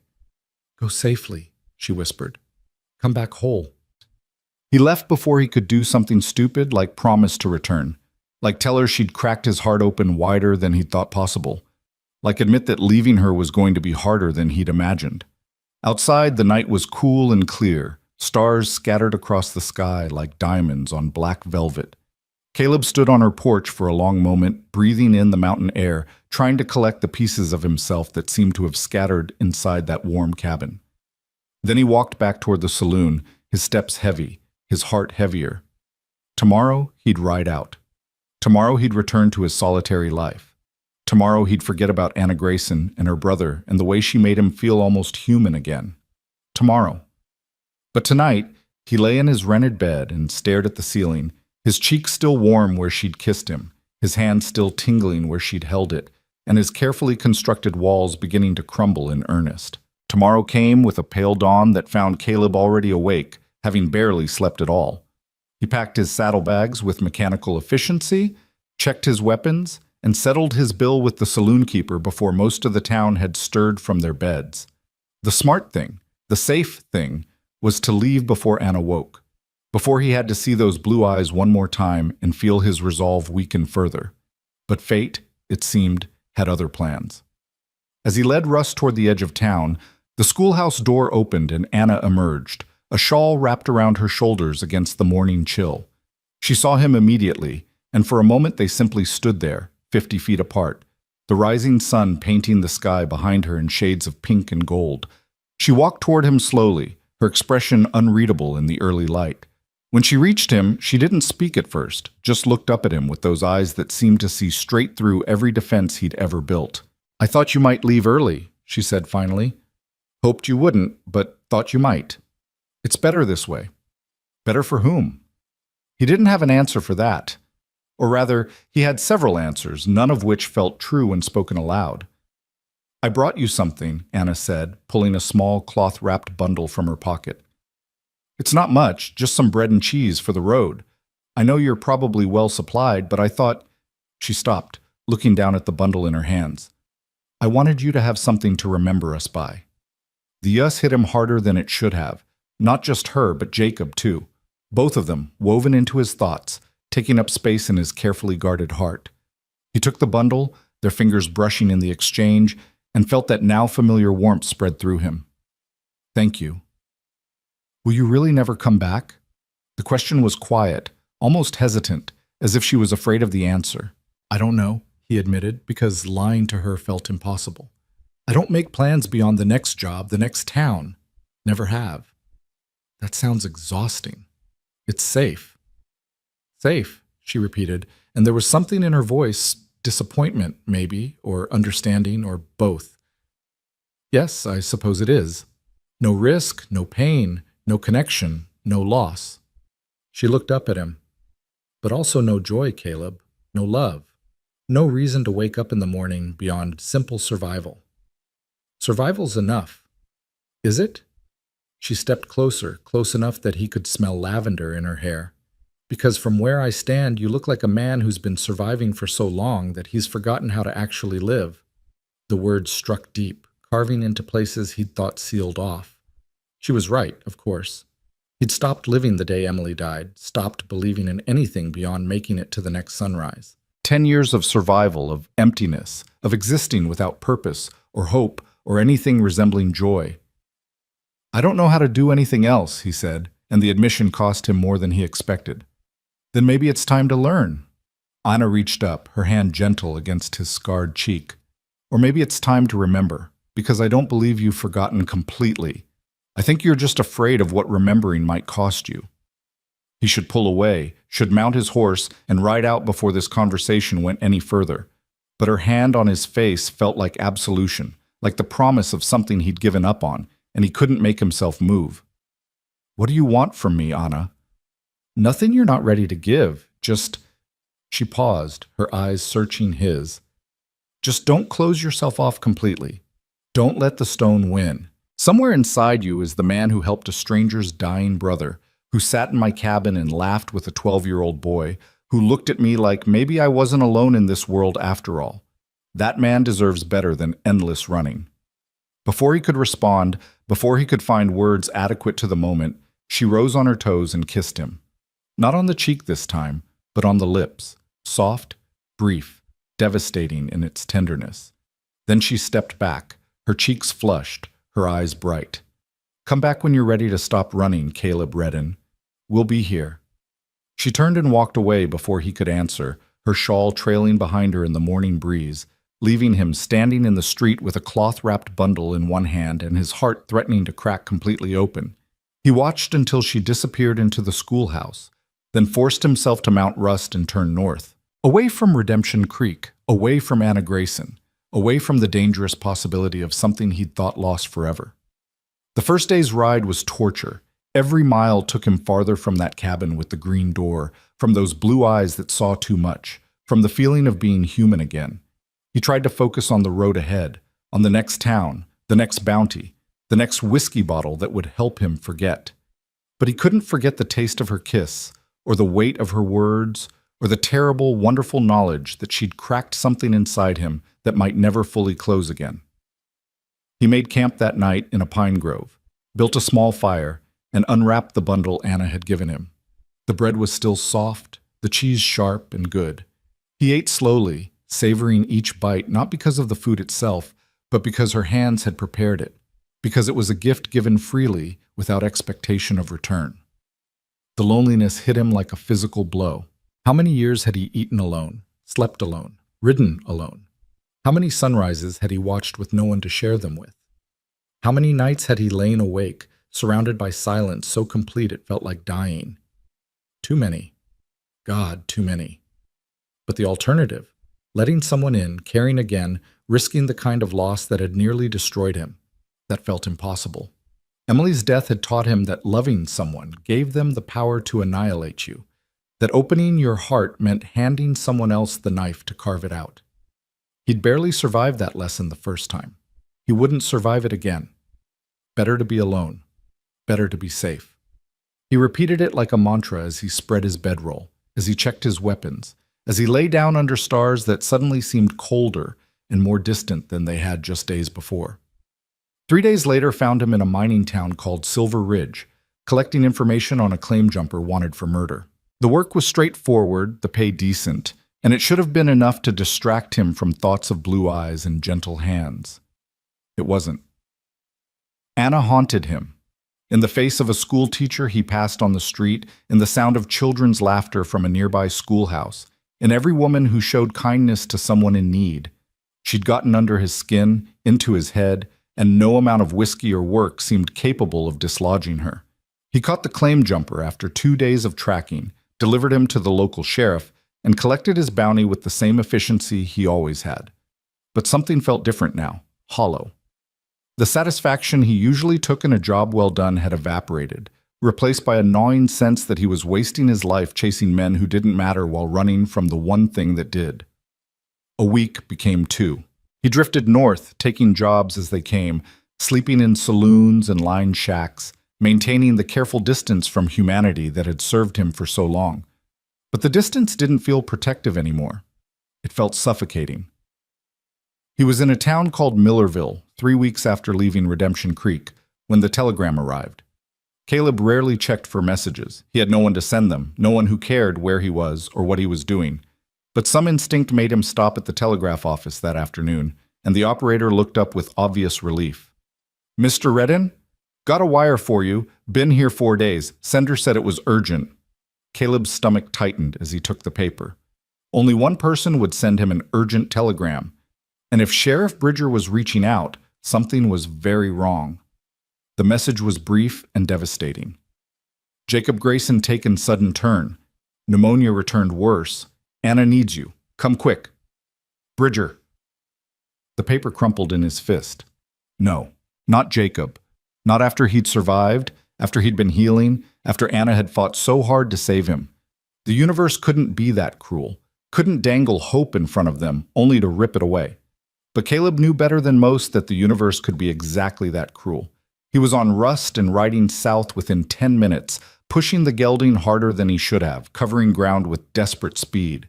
3 days of hard travel, stopping only when absolutely necessary, sleeping in the saddle when he could manage it, driven by a fear so profound it threatened to choke him.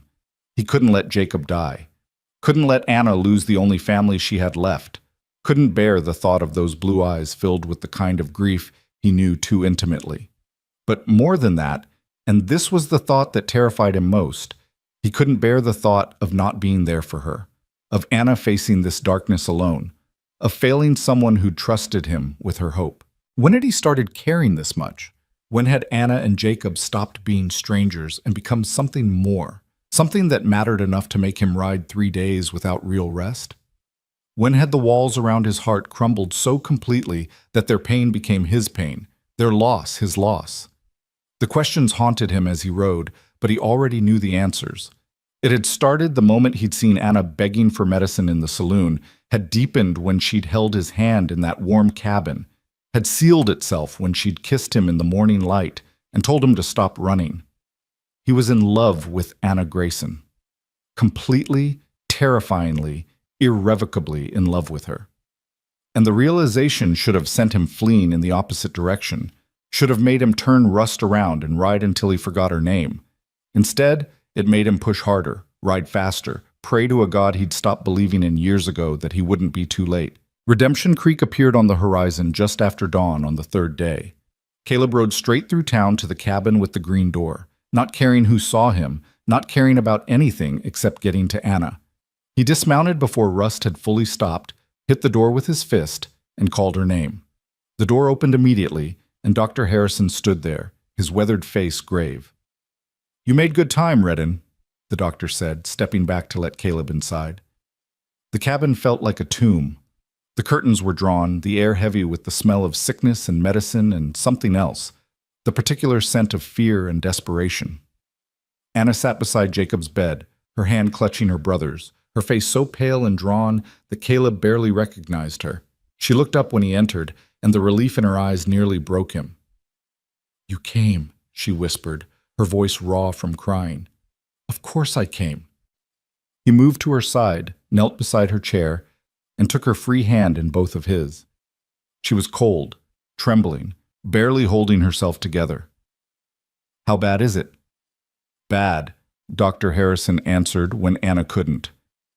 "The pneumonia came back with a vengeance 5 days ago. His lungs are filling with fluid faster than I can drain them. The fever's been over 104 for 2 days now. I've tried everything, but..." He shook his head. "I'm sorry, Miss Grayson. I don't think there's anything more I can do."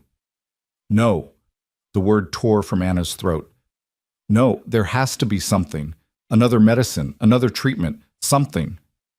"I've given him everything available in Montana Territory," Harrison said gently. "There are treatments in Denver, new medicines from Europe, but they're weeks away even if we could afford them, and Jacob doesn't have weeks. He has days at most, maybe hours." Anna made a sound like a wounded animal, her grip on Caleb's hand tightening until her nails drew blood. He looked at Jacob. The boy was unconscious, his breathing shallow and labored, his skin waxen, his lips tinged blue. This was how death looked. Caleb had seen it enough times to recognize the signs. "Leave us," Caleb said to the doctor, his voice rough. "Please." Harrison nodded and gathered his things. "I'll check back this evening. If anything changes, send for me immediately." He paused at the door, looking back at Anna with obvious compassion. "I'm truly sorry, Miss Grayson. He's a good boy. Deserves better than this." When the door closed, Anna finally broke. Great, racking sobs shook her whole body as she collapsed against Caleb's shoulder, years of strength and stoicism crumbling under the weight of impending loss. "I can't lose him," she sobbed into Caleb's chest. "I can't. He's all I have, all that's left of my family. If he dies, I'm alone, completely alone." Caleb held her, one hand stroking her hair, the other tight around her shaking shoulders. He'd held dying men on battlefields, had watched friends breathe their last. But this was different. This was Anna's pain, Jacob's life, and it mattered in a way nothing had mattered in 10 years. "You're not alone," he said fiercely. "Do you hear me, Anna? You're not alone. I'm here. I'm not leaving." "You always leave," she said, the words muffled against his shirt. "Not this time." He pulled back just enough to look into her eyes, to let her see the truth in his face. "Not ever again, if you'll have me. I'm done running, Anna. Done pretending I don't care. Done being the man with the stone heart. You cracked it open, you and Jacob both, and I—" His voice broke. "I love you. I think I've loved you since the moment you refused to let pride stop you from saving your brother, and I'll be damned if I'm going to let you face this alone." Fresh tears spilled down her cheeks, but these were different. Not just grief, but something else. Hope, maybe. Or gratitude. Or the beginnings of love returned. "He's dying, Caleb," she whispered. "Dr. Harrison said—" "I know what he said. But Jacob's strong. He fought this once before, and he can fight it again. He's 12 years old. He's already fought more than any child should have to fight. Then we'll fight for him." Caleb stood, his jaw set with determination. "Harrison said there are treatments in Denver. New medicines. How far is Denver?" 3 days hard ride, maybe 4. But even if we could get there, even if we could find the medicines, Jacob doesn't have that kind of time, and we certainly don't have that kind of money. I have money. $400 from bringing in the Hollisters, plus another $300 from jobs since then. That enough? Anna stared at him. "Caleb, that's your money. I can't—" "It's not mine. It's ours. Yours, Jacob's, mine. And money's no good to me if I let someone I love die because I was too stubborn to spend it." He moved to the bed, looked down at Jacob's unconscious form. "He's a good kid, Anna. Smart, brave, kind. World needs more people like him, fewer people like me." "Don't say that." "It's true. But maybe—" He turned to look at her, letting her see past every wall, every defense, every carefully maintained distance. "Maybe I can be better. Maybe loving you, helping him, staying here instead of running, maybe that makes me something more than just a hunter with blood on his hands." Anna rose from her chair and came to him, her arms wrapping around his waist, her head against his chest. He could feel her heartbeat, rapid and fragile, could feel the tears soaking through his shirt. "You're already more than that," she said softly. "You've always been more than that." They stood like that for a long moment, holding each other while Jacob's labored breathing filled the cabin. Then Caleb gently extracted himself from her embrace. "I'm going to Denver," he announced. "I'll ride hard, get whatever medicines Harrison says might help, and be back in 4 days, 5 at most." "Caleb, that's impossible. Even if you kill your horse getting there, even if everything goes perfectly, then it goes perfectly. What's the alternative, Anna? Stand here and watch him die?" He took her face in his hands, his thumbs wiping away tears. "I won't do that. I can't. I have to try, even if it's impossible, even if I'm too late, because the alternative is something I'm not willing to accept." She searched his face, and whatever she saw there made her nod. "Then go. Go fast, go safe, and come back to us." "Both of us," he said firmly. "I'm coming back to both of you." He kissed her then, deep and desperate, pouring everything he couldn't say into that kiss. His fear, his love, his determination to save the boy who'd become like a brother to him. When he pulled away, Anna's eyes were bright with tears and something fiercer. "I love you too," she said, "in case I don't get to tell you later. I love you, Caleb Redden, Stoneheart and all." He wanted to stay, wanted to hold her until the fear passed, wanted to be there when Jacob woke up, if he woke up. But every second mattered now, every minute counted, and Denver was 3 days away at a killing pace. He grabbed a scrap of paper from Anna's teaching supplies and scribbled a quick note to Dr. Harrison, asking for the specific names of medicines that might help, any special instructions, anything that might make the difference between life and death. Then he was out the door, shouting for someone to find the doctor while he prepared Rust for the hardest ride the gelding had ever made. Sheriff Bridger appeared, drawn by the commotion. "You're going to Denver?" "I am. That's a hell of a ride, Redden. You'll kill your horse, maybe kill yourself." "Then I'll die trying." Caleb cinched the saddle tight, checked his saddlebags. "Send my regards to the devil when you see him. You're going to need a fresh horse." Bridger disappeared and returned minutes later with a strong-looking roan mare. "Take Dancer. She's faster than your gelding, got more stamina. You can swap between them, keep moving when one tires." Caleb looked at the sheriff, seeing past the badge to the man beneath, a man who cared about this town, about Anna and Jacob, about doing what was right even when it was hard. "Thank you," Caleb said, and meant it for more than just the horse. "Bring those medicines back, son. Bring that boy home." Dr. Harrison arrived with a list of medicines: carbolic acid, digitalis, atropine, morphine for pain. Complex names that meant nothing to Caleb, but everything to Jacob's survival. Harrison also wrote a letter of introduction to a doctor he knew in Denver, someone who'd help navigate the city's medical suppliers. "This is a long shot, Redden," Harrison warned. "Even if you make it there and back in time, these medicines might not work. The boy's very sick." "He was very sick before, and he survived." "That was different. This relapse, the severity of it. I don't care about statistics, Doc. I care about giving him a chance." Caleb folded the letter carefully, tucked it in his shirt pocket next to his heart. "Keep him alive until I get back. That's all I'm asking. I'll do everything I can." Caleb mounted Rust, the roan mare tied to his saddle, and looked back at Anna's cabin one last time. She stood in the doorway, her hand raised in farewell or blessing or prayer. He touched his hat brim to her, then turned both horses toward Denver and kicked them into motion.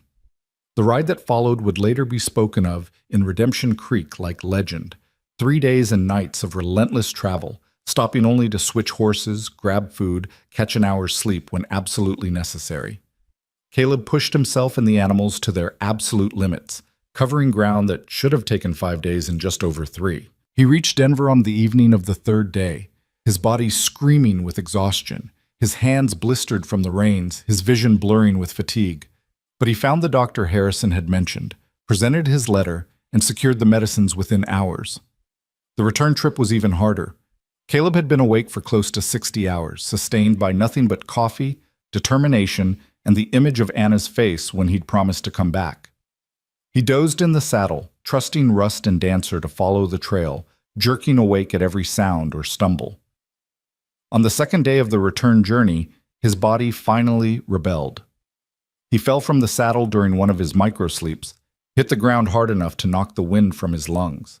He lay there in the dirt, every muscle screaming, his vision graying at the edges, and thought maybe this was where it ended, face down in Montana dust, the medicines just inches from his hand but impossible to deliver.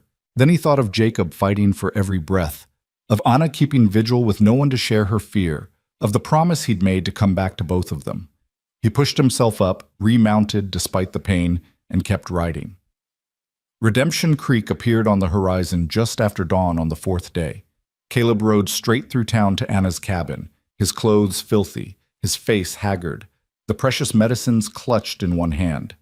The cabin was silent when he dismounted, too silent. Fear gripped his chest as he approached the door, afraid of what silence might mean, afraid he'd ridden 4 days for nothing, afraid Anna was inside keeping vigil over her brother's body. He knocked, his hand trembling with exhaustion and terror.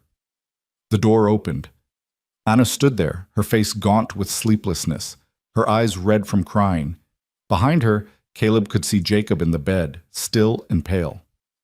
"Am I too late?" The words came out broken, desperate. Anna's expression crumbled, and for one horrible moment, Caleb thought the answer was yes. Then she was in his arms, sobbing against his chest, her whole body shaking. "He's alive!" she gasped out. "Barely, but alive. Dr. Harrison said he might have hours, maybe a day. Oh God, Caleb, you made it. You actually made it." Relief so intense it felt like pain washed through him. He held Anna for just a moment, letting her tears soak his shirt, then gently set her aside and moved to the bed. Jacob looked worse than before, if that was possible. His breathing was a terrible rattling sound, his fever so high that heat radiated from his skin. But he was breathing, still fighting. "Good kid," Caleb said softly, touching Jacob's forehead. "Keep fighting just a little longer. We brought medicine." Dr. Harrison arrived within minutes of being summoned, took one look at Caleb's haggard face and the medicines he'd brought, and shook his head in amazement. "You actually did it. 4 days to Denver and back." He took the medicines, examined them carefully, then immediately began preparing them. "This is good work, Redden. You might have just saved this boy's life." The next hours were agony. Harrison administered the medicines, used the carbolic acid to help clear Jacob's lungs, gave him digitalis for his heart, used morphine to ease his pain. All they could do was wait and hope and pray that 4 days of desperate riding hadn't been for nothing. Caleb refused to leave. He sat beside Anna's chair, his hand in hers, watching Jacob's face for any sign of change. Anna leaned against him, drawing strength from his presence, occasionally dozing against his shoulder when exhaustion overwhelmed her fear. Night fell. The lamp burned low. Outside, the town settled into silence. Inside the cabin, 3 people kept vigil over a boy's life. A doctor who'd done everything he knew how to do, a sister who'd never stopped believing, and a bounty hunter who'd ridden through hell because love had finally proven stronger than the stone around his heart. Sometime near midnight, Jacob's fever broke. It wasn't dramatic, no sudden awakening, no miraculous recovery. Just a gradual cooling of his skin, a slight easing of his breathing, a subtle shift from dying to fighting. But Harrison noticed it immediately, checked his pulse, listened to his lungs, and turned to them with cautious hope. The fever's dropping, his breathing's improving, the medicines are working. Anna's grip on Caleb's hand tightened painfully. Will he? "He's not out of danger yet," Harrison cautioned. "The next 24 hours will tell us for certain. But this is the first real improvement I've seen in days. Whatever you did, Redden, however you managed that impossible ride, it might have made the difference." Caleb didn't trust himself to speak. He just nodded and held Anna's hand while tears of relief streamed down both their faces. Dawn came slowly, painting the cabin in shades of gold. Jacob's breathing continued to improve through the morning, his fever dropping further, his color gradually returning. By noon, his eyes flickered open for the first time in days. "Anna?" His voice was barely a whisper, weak and confused. Anna was at his side instantly, her hand on his face, tears flowing freely. "I'm here, sweetheart. I'm here. Thirsty." She helped him drink just small sips of water, and Caleb watched the tenderness between them with something aching in his chest. This was what family looked like. This was what love could accomplish when it refused to give up, refused to accept loss, refused to let go even when all hope seemed gone. Jacob's eyes found Caleb standing at the foot of the bed. "Mr. Redden, you came back." "I did." "Anna said you went to Denver. For medicine." The boy's voice was getting stronger, though still frighteningly weak. "That's really far." "Not that far." "Liar," Jacob said, but he was smiling. "Thank you for not letting me die." The simple gratitude hit Caleb harder than any bullet ever had. He moved closer, sat on the edge of the bed, and ruffled Jacob's hair with a gentleness that surprised them both. "You did the real work, kid. All I did was ride fast. You're the one who kept fighting, who refused to give up." He glanced at Anna, saw the love in her eyes, and felt his stone heart crack completely open. "You're the one who gave me a reason to ride at all." Over the next 3 days, Jacob continued to improve. The medicines Caleb had brought from Denver did their work. Harrison's care proved invaluable, and Jacob's own stubborn will to live carried him through the worst. By the end of the week, he was sitting up, eating solid food, and complaining about being stuck in bed, sure signs that recovery was truly underway. Caleb stayed through all of it. He helped Anna care for Jacob, sat with the boy when Anna needed rest, told stories of his travels that carefully edited out the violence but kept the adventure. He fixed things around the cabin that needed fixing, brought in firewood, made himself useful in 100 small ways that said more clearly than words that he wasn't leaving again. One evening, after Jacob had fallen asleep and the cabin was quiet, Anna and Caleb sat at the table with coffee between them. She looked better now. The fear had left her eyes, the exhaustion had faded from her face, and something like peace had settled over her. "You saved him," she said quietly. "You rode to Denver and back in 4 days, nearly killed yourself doing it, spent all your money on medicines, and you saved my brother's life." "We saved him. You kept him alive long enough for the medicine to work. Harrison knew what to do. Jacob fought harder than most grown men could have. You just loved us enough to do the impossible." She reached across the table and took his hand. "That's not nothing, Caleb. That's everything." He looked at their joined hands, marveling at how right it felt, how natural, how completely his life had changed in just a few short weeks. From a man who'd sworn never to care about anyone again to a man who'd ride through hell for a woman and her brother. From stone heart to something softer, warmer, infinitely more fragile, but also infinitely more alive. "I meant what I said before I left," he told her. "I'm done running, done being alone, done pretending I'm something I'm not." He met her eyes. "I want to stay, Anna. Here, with you, with Jacob. Build something real, something that matters. If you'll have me." "If I'll have you?" She laughed, though tears shone in her eyes. "Caleb, I've been yours since the moment you gave me that $15 without expecting anything in return.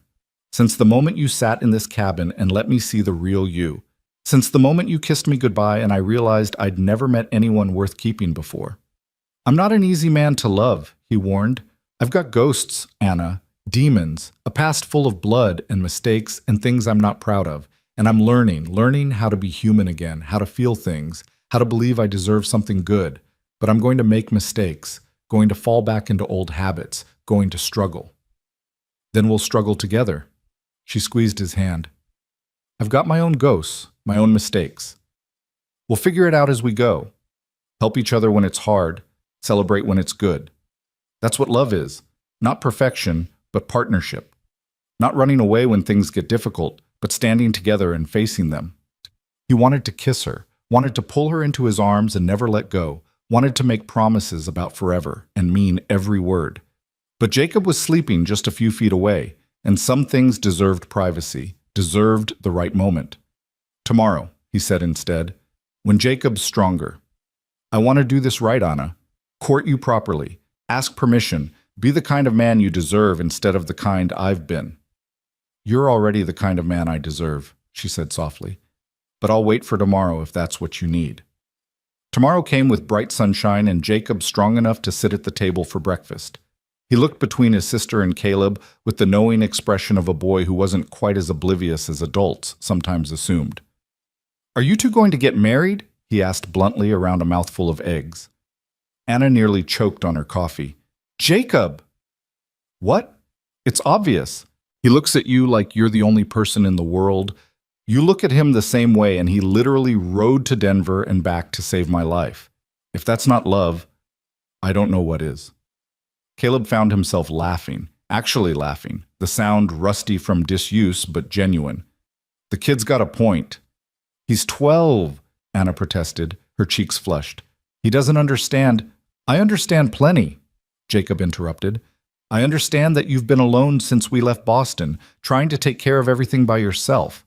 I understand that Mr. Redden makes you smile in a way you haven't smiled in years. And I understand that life's short and sometimes you almost die, so maybe people should stop dancing around what they want and just say it out loud." The wisdom from a 12-year-old mouth silenced them both. Then Caleb stood, moved to where Anna sat, and held out his hand. "Walk with me?" She took his hand and let him lead her outside, leaving Jacob grinning at the table. They walked in silence to the edge of town, to a spot where the prairie stretched out forever, and the mountains rose in the distance like promises.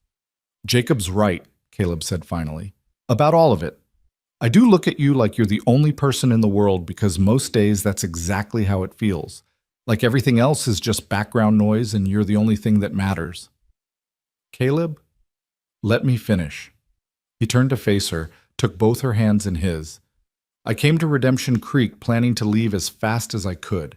Spent 10 years avoiding exactly this, caring about someone, letting them matter, risking my heart on something as fragile as love. But you changed everything. You and Jacob both. You cracked open this stone heart I'd built and reminded me what it means to be human, to care about something beyond survival." He paused, gathering courage for what came next. "I don't have much to offer. No home, no family, no life beyond chasing bounties. But I've got $700 saved, enough to buy land or start a business or do something honest for a change. I've got 2 good hands, a strong back, and a determination to be better than I've been. And I've got a heart that's completely, terrifyingly, irreversibly yours." Anna's eyes filled with tears as he slowly dropped to one knee in the prairie grass. "So I'm asking you, Anna Grayson, will you marry me? Will you let me spend the rest of my life trying to deserve you? Will you take this broken, half-reformed bounty hunter and help him become something better?" She was crying openly now, her hands trembling in his. "Yes," she whispered. "Yes to all of it. To you, to us, to building something real together. Yes." He stood and kissed her there in the prairie grass under the wide Montana sky. And for the first time in 10 years, Caleb Redding's heart felt full instead of empty, alive instead of stone. They were so caught up in each other that they didn't notice Jacob had followed them until they heard his voice. "Finally! I thought you two would never get around to it." They broke apart, laughing, and Caleb pulled the boy into their embrace. The 3 of them stood there, a family not by blood but by choice, by love, by the desperate rides and impossible hopes that had brought them together. "So what now?" Jacob asked. "Are we going to stay in Redemption Creek?" Caleb looked at Anna, saw her nodding, and smiled. "We're going to stay. Build a life here. Anna will keep teaching, I'll find honest work, and you'll finish healing and go back to school." "What kind of honest work?" Jacob wanted to know.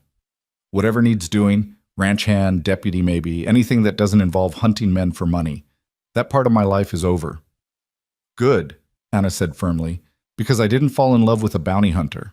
I fell in love with a man who saves 12-year-old boys and rides impossible distances and looks at me like I hung the moon."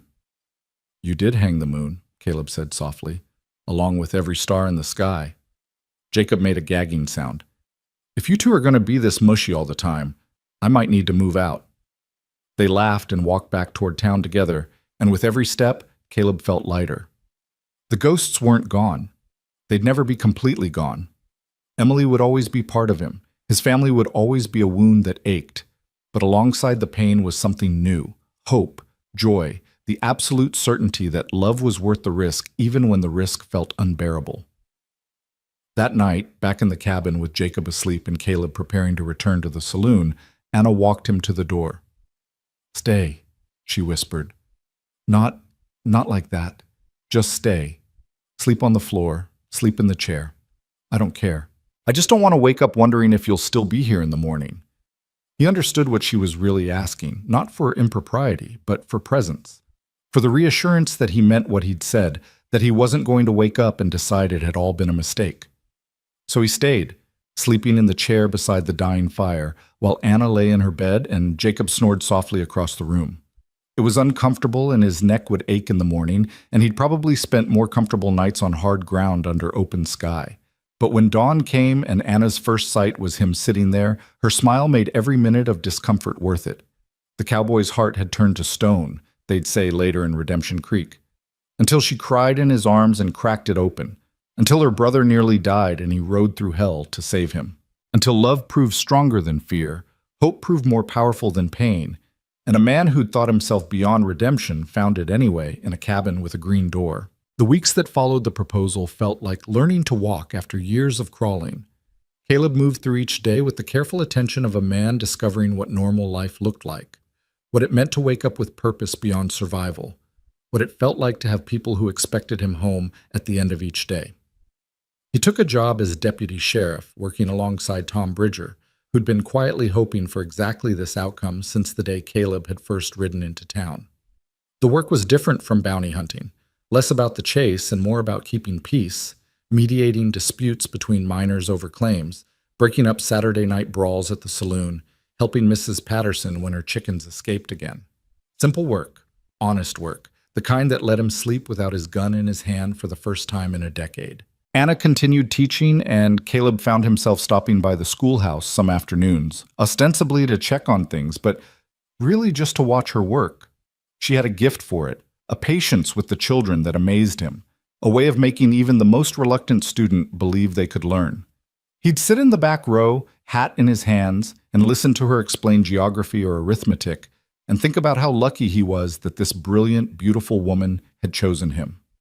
Jacob recovered completely, his strength returning day by day until he was back to being a normal 12-year-old boy, full of energy, questions, and mischief. He took to following Caleb around town when school let out, pestering him with questions about tracking and horses and what it was like to face down dangerous men. Caleb answered what he could, edited what he should, and found himself becoming something he'd never expected to be. A mentor, almost a father figure to this boy who'd nearly died twice. But not everything was easy. Some nights, Caleb woke from nightmares about Emily, about the war, about all the men he'd killed in 10 years of hunting. He'd sit up gasping, reaching for weapons that weren't there, his heart racing with remembered fear.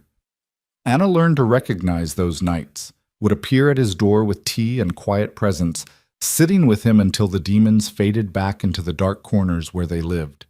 And some days, the weight of staying in one place felt suffocating. The urge to ride out, to disappear into the territory where no one knew him and expectations didn't exist, would hit so hard that Caleb had to physically stop himself from saddling Rust. Those were the days when Anna would take his hand and say nothing, just hold on until the urge passed, until he remembered why staying was worth the discomfort of being known. 3 weeks after the proposal, Caleb rode out to a piece of land 5 miles from town, 20 acres with a creek running through it, good grass for horses, a stand of pine trees that would provide timber for building. The old prospector who owned it was heading to California and willing to sell cheap. Caleb looked at that land and saw not just earth and trees, but possibility. A home. A future. A place where he and Anna and Jacob could build something permanent. He bought it with $400 of his saved money, signed papers that felt more binding than any promise he'd ever made, and rode back to town with a deed in his pocket and hope in his chest. That evening, he spread the deed on Anna's table while Jacob looked on with wide eyes. "I bought us land," Caleb said simply. 20 acres, creek running through it, enough room for a house and barn, and maybe some horses. I thought," he paused, suddenly uncertain. "I thought we could build something there. Together, if you want." Anna stared at the deed, her eyes filling with tears. "You bought us land." "I did. Unless you'd rather stay in town, keep the cabin." "No." She looked up at him, and the love in her eyes took his breath away. "No, I want this. Want to build a home with you, plant roots, watch things grow. Her voice broke. "I never thought I'd have this again. A real home, a real future. After Boston, after everything fell apart, I thought I'd spend the rest of my life just surviving." "No more surviving," Caleb said firmly, taking her hands. "We're living now, all of us." "Can I have a horse?" Jacob asked hopefully. "If we're going to have land with room for horses, I should probably have one." "You can have a horse when you can pay for its feed," Anna said, but she was smiling. "That's not fair. Caleb has 2 horses." Caleb earned his horses tracking dangerous men across hostile territory. "You earn yours by doing your schoolwork and chores without complaint for 6 months. Jacob groaned dramatically, but didn't actually argue. He'd learned that his sister's rules were non-negotiable, even if his soon-to-be brother-in-law might be more lenient. The next day, Caleb started building. He'd learned carpentry from his father before the war, skills he'd barely used in 10 years of drifting. But the knowledge came back as he worked: how to square a foundation, frame walls, fit joints so they'd hold against Montana winters. Other men from town volunteered to help, grateful for the bounty hunter who'd become a lawman, who'd saved the schoolteacher's brother, who'd proven that even the hardest men could soften given the right reasons. They worked through the summer heat, raising walls and setting roof beams. Anna brought lunch on days when school wasn't in session, and Caleb would stop work to eat with her, sitting in the shade of the half-built house and talking about their plans. Where the kitchen would be, how many rooms they'd need, whether to build a covered porch for evening sitting. Simple conversations, domestic and ordinary, exactly what Caleb had spent 10 years avoiding and now craved with an intensity that still surprised him. But even as the house took shape, even as their future became visible in wood and nails, darkness waited to test their newfound happiness. It came on a Saturday afternoon in late August, when Caleb was in the sheriff's office reviewing wanted posters. A stranger rode into town, tall, lean, with cold eyes and a gun worn low. Caleb recognized the type immediately, had been that type for too many years. This was a hunter, come looking for prey. The stranger tied his horse outside the saloon and came straight to the sheriff's office. He pushed through the door without knocking, his gaze fixing on Caleb with obvious recognition. "Caleb Redden," the stranger said, his voice flat and emotionless. "Been looking for you." Caleb stood slowly, his hand instinctively moving toward his gun. "Who's asking?" "Name's Wade Hollister. Jack, Sam, and Tom Hollister were my brothers." Ice flooded Caleb's veins. The Hollister brothers, the stagecoach robbers he'd brought in months ago, the men who'd started everything, whose bounty had given him the money to help Anna, whose capture had forced him to stay in Redemption Creek long enough to fall in love. "Your brothers are in territorial prison," Caleb said carefully, "getting what they deserve for robbery and attempted murder." "My brothers are dead," Wade corrected, his voice dropping even lower. "Killed 2 weeks ago in a prison riot, stabbed by another inmate while guards looked the other way." His hand hovered over his gun. "You put them there. You tracked them down, brought them in, took away their freedom. So their blood is on your hands, Redden. They made their choices, and now you'll pay for yours." Wade's eyes held the particular emptiness Caleb knew too well, the look of a man with nothing left to lose, nothing left but revenge. "I'm calling you out. Right now, in the street, just you and me, the way these things are supposed to be settled." Sheriff Bridger had appeared in the doorway, his hand on his own gun. "This is my town, Hollister. We don't settle disputes with gunfights in the street. You have a grievance. You take it to court. Court didn't save my brothers. Court put them in that prison where they died like dogs." Wade's gaze never left Caleb. "I'm not leaving until one of us is dead, Redden. You can face me like a man, or I can start shooting up this town until you do. Either way, we're settling this today." Caleb felt the familiar coldness settling over him, the hunter's instinct that had kept him alive for 10 years. Part of him, the part that had never fully transformed, that still remembered every draw and every kill, assessed the situation with brutal clarity. Wade Hollister was fast, probably very fast, but Caleb was faster. He could win this fight, eliminate the threat, protect the town. But another part of him, the part Anna had awakened, the part that had learned to value life over death, recoiled from the thought. He'd promised himself he was done with killing, done with violence, done being the man with blood on his hands. He'd sworn to build something better, to be someone Anna and Jacob could be proud of. "Stand down, Hollister," Bridger said, moving between them. "I won't have murder in my streets." "Then stop me," Wade said simply, and drew. Everything happened in the space of a heartbeat. Wade's gun cleared leather, swinging toward Caleb.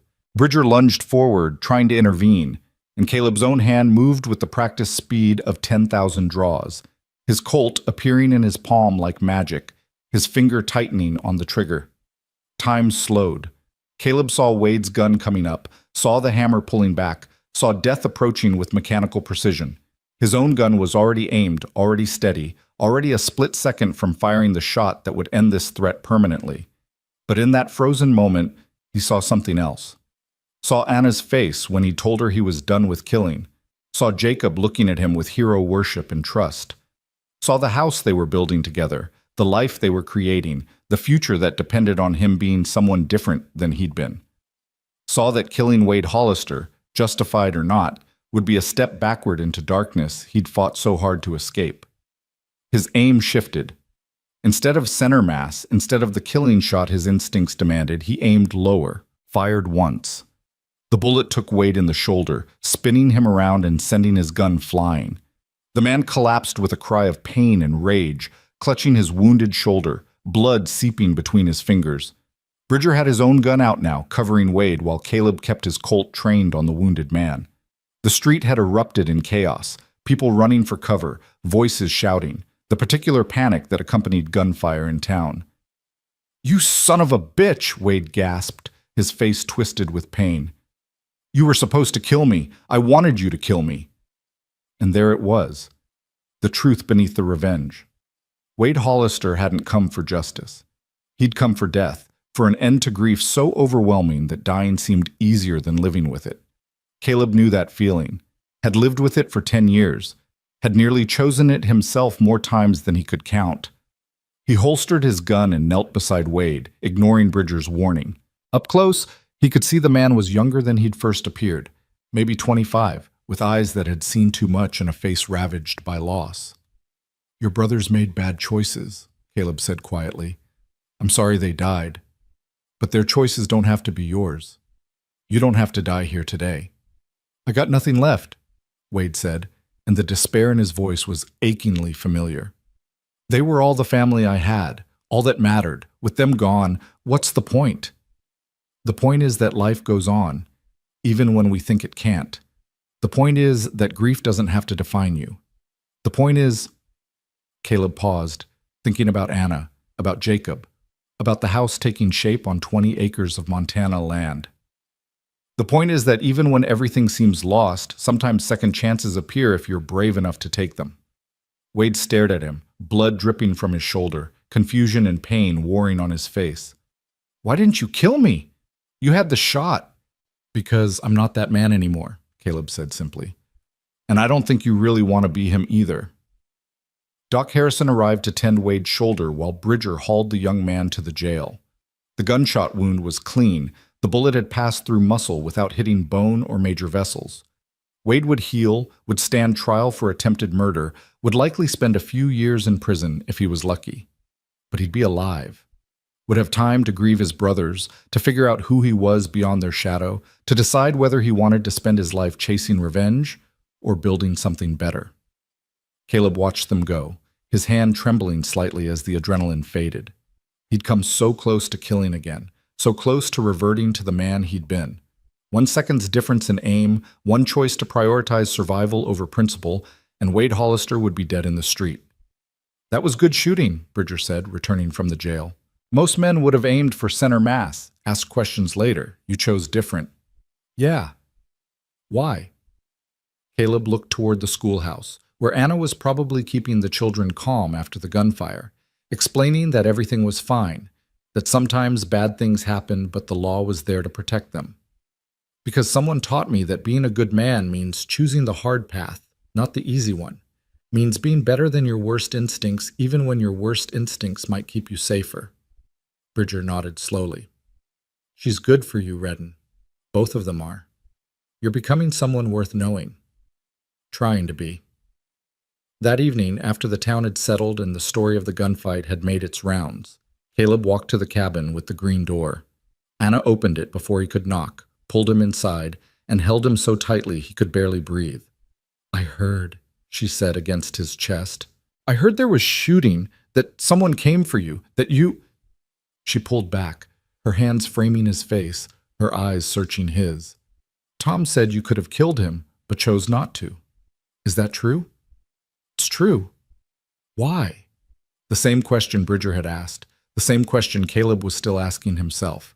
He took Anna's hands in his, needing the contact, the reminder of why choosing differently had mattered. "Because killing him would have been easy," he said finally. "Would have been what the old me did without thinking, without hesitation." But the old me was dead inside, Anna. Stone heart, remember? And I don't want to be him anymore. Want to be the man you see when you look at me, the man Jacob thinks I am. And that man doesn't kill unless there's absolutely no other choice. Tears spilled down her cheeks. You could have died. If your aim had been off, if he'd been faster. I wasn't off, and he wasn't faster. Caleb pulled her close again, breathing in the lavender scent of her hair. I'm here. I'm alive. And I'm still the man who wants to marry you, build a house with you, spend the rest of my life being worthy of you. You're already worthy, she whispered fiercely. You've always been worthy. Jacob appeared from behind the table where he had apparently been listening. That was really brave what you did, not killing him even though you could have. It was necessary, Caleb corrected. Not sure about brave. It was both. Jacob came closer, looking up at Caleb with an expression too serious for a 12-year-old.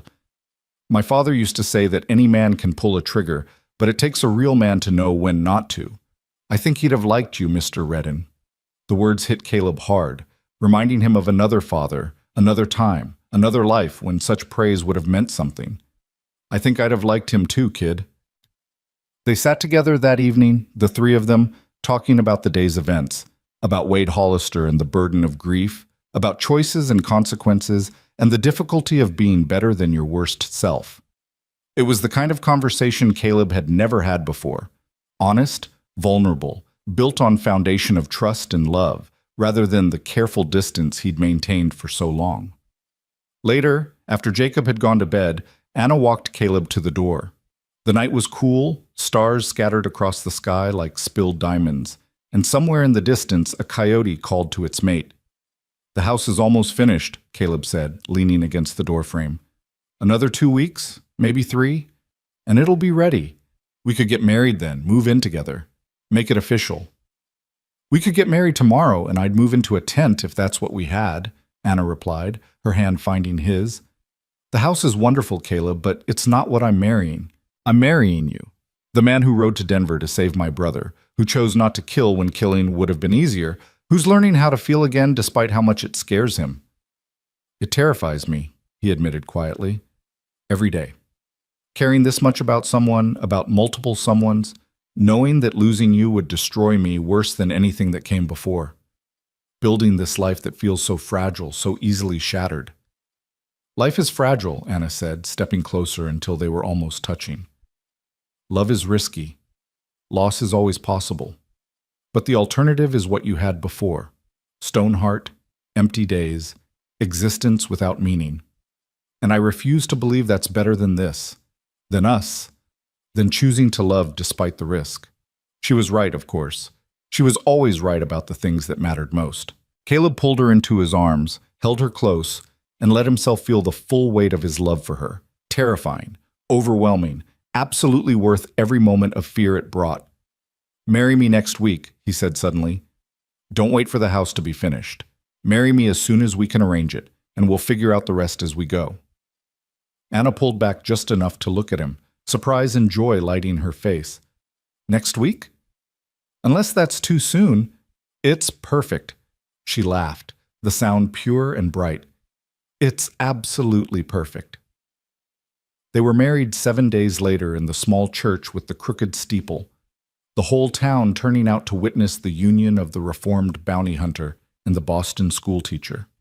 Anna wore a simple dress she'd altered herself, cream-colored with lace at the collar, her hair pinned up with wild flowers Jacob had picked that morning. Caleb wore new clothes bought for the occasion, dark trousers, white shirt, a vest that still felt too formal but made Anna smile when she saw him. Sheriff Bridger stood as Caleb's best man, and Doc Harrison gave Anna away since she had no father to perform the duty. Jacob sat in the front row, grinning so widely his face must have hurt, obviously pleased with himself for the role he'd played in bringing them together. The ceremony was simple, the words traditional, but when the preacher asked if Caleb would take Anna as his wife, his voice cracked with emotion as he said, "I will." And when Anna said the same, her blue eyes locked on his face, Caleb felt something shift fundamentally inside him. The last pieces of stone crumbling away, replaced by something warm and alive and infinitely more valuable. They kissed as husband and wife, and the church erupted in applause. People Caleb barely knew clapped him on the back, wished them well, talked about the party planned at the saloon. He accepted their congratulations with genuine warmth, surprised by how much it meant to be welcomed, to be accepted, to be part of a community instead of always passing through. The celebration lasted into the evening. Food, music, dancing that Caleb protested he didn't know how to do until Anna pulled him onto the floor and showed him it was easier than he'd thought. They swayed together while someone played a fiddle, her head against his chest, his arms around her, and Caleb thought about the long, dark years that had led to this moment. Every loss, every hunt, every lonely night had somehow been a path leading here. To this woman, this town, this chance at redemption he'd never expected to receive. The thought should have been comforting, should have made the past make sense. But late that night, lying in a room at the boarding house Mrs. Henderson had prepared for them, Anna asleep in his arms and moonlight streaming through the window, Caleb found himself thinking not about the past, but about the terrifying fragility of the present. He had everything now. A wife he loved beyond measure, a boy who'd become like a son, a home being built, a future stretching out with possibility, which meant he had everything to lose. Every moment of happiness was shadowed by the knowledge that loss was always one accident away, one illness away, one moment of bad luck away from shattering everything. Anna stirred in her sleep, her hand finding his chest, her breath warm against his neck. And Caleb made a decision in that quiet moment. He would love her anyway. Would love Jacob anyway. Would build their life and protect their future with everything he had, knowing full well it might not be enough. Knowing that loving them gave them the power to destroy him. Because the alternative was going back to being the man with the stone heart, and that man had been dead long before Anna Grayson cracked him open and taught him to live again. The next weeks passed in a blur of finishing the house, moving their meager possessions into rooms that smelled of fresh pine and new beginnings, arranging furniture and hanging curtains, and making a house into a home. Jacob chose the smaller bedroom, declaring he needed less space since he'd be outside most of the time anyway. Anna claimed the kitchen as her domain, though she insisted Caleb learn to cook at least a few basic meals so she wouldn't have to do all the work. They settled into married life with surprising ease, finding rhythms that worked for them. Caleb worked his deputy shifts, helped neighboring ranchers with problems, slowly built a reputation as a fair lawman who preferred talking to shooting. Anna continued teaching, came home to cook supper, spent evenings grading papers while Caleb repaired things around the property. Jacob studied, did chores, and pestered Caleb to teach him tracking skills that Caleb reluctantly agreed to share. It was normal, domestic, exactly the kind of life Caleb had never imagined wanting, and now couldn't imagine living without. But autumn brought with it a test that would push their newfound happiness to its breaking point. Jacob had been healthy for months, strong and energetic and showing no signs of the illness that had nearly killed him. But one October morning he woke coughing, just a small cough. Nothing alarming, probably just a cold from the changing weather. Anna tried not to worry. Caleb tried to be reassuring, but both of them heard the echo of those terrible days in spring, remembered how quickly a simple cough had turned into pneumonia, how close they'd come to losing him. By the second day, the cough was worse. By the third, Jacob had a fever. By the fourth, Anna's calm facade had cracked completely, her fear rising like floodwater, threatening to drown them all. "It's just a cold," Dr. Harrison said after examining Jacob. "His lungs sound clear, the fever's mild, nothing like before." "You don't know that," Anna said, her voice sharp with barely controlled panic. "You said he'd be fine before, and he nearly died. Twice." Mrs. Redden," Harrison corrected himself, still adjusting to her new name. "I understand your fear, but Jacob is stronger now. His lungs have healed, and this illness shows none of the warning signs of pneumonia. I truly believe he'll be fine." But Anna couldn't believe it. The fear that had taken root during those terrible days had grown deep, and now every cough from Jacob's room sent her spiraling into remembered horror. She barely slept, checking on him every hour, her hand constantly reaching for his forehead to check his temperature. Caleb watched her deteriorating with helpless frustration. He tried to comfort her, tried to remind her that Harrison knew his business, tried to point out that Jacob was actually doing better each day despite her fears. But Anna couldn't hear it. The trauma of nearly losing her brother had carved something permanent into her psyche, left her unable to trust that good things could last, that the people she loved weren't always one breath away from being taken from her. On the fifth night, Caleb found her in Jacob's room at 2 in the morning, sitting beside his bed with tears streaming silently down her face while the boy slept peacefully. "Anna," he said softly from the doorway, "come to bed. You need rest." "What if he stops breathing?" she whispered. "What if I go to sleep and he stops breathing and I'm not here to help him?" "He's not going to stop breathing. Harrison said—" "Harrison doesn't know everything." Her voice rose, sharp with desperation. "He said Jacob would be fine before, and he wasn't fine. He almost died, Caleb. In my arms, he almost died, and I can't—" She broke down completely, sobs shaking her shoulders. "I can't go through that again. I can't watch him die. I'd rather die myself than watch him die." Caleb crossed the room and pulled her into his arms, feeling her pain like it was his own. This was what he'd feared, not loss itself, but the waiting for loss, the constant terror that happiness was temporary, that loving someone meant living in perpetual fear of losing them. "Listen to me," he said firmly, his hands on her shoulders, forcing her to meet his eyes. "Jacob is not dying. He has a cold, nothing more. Yes, it's scary.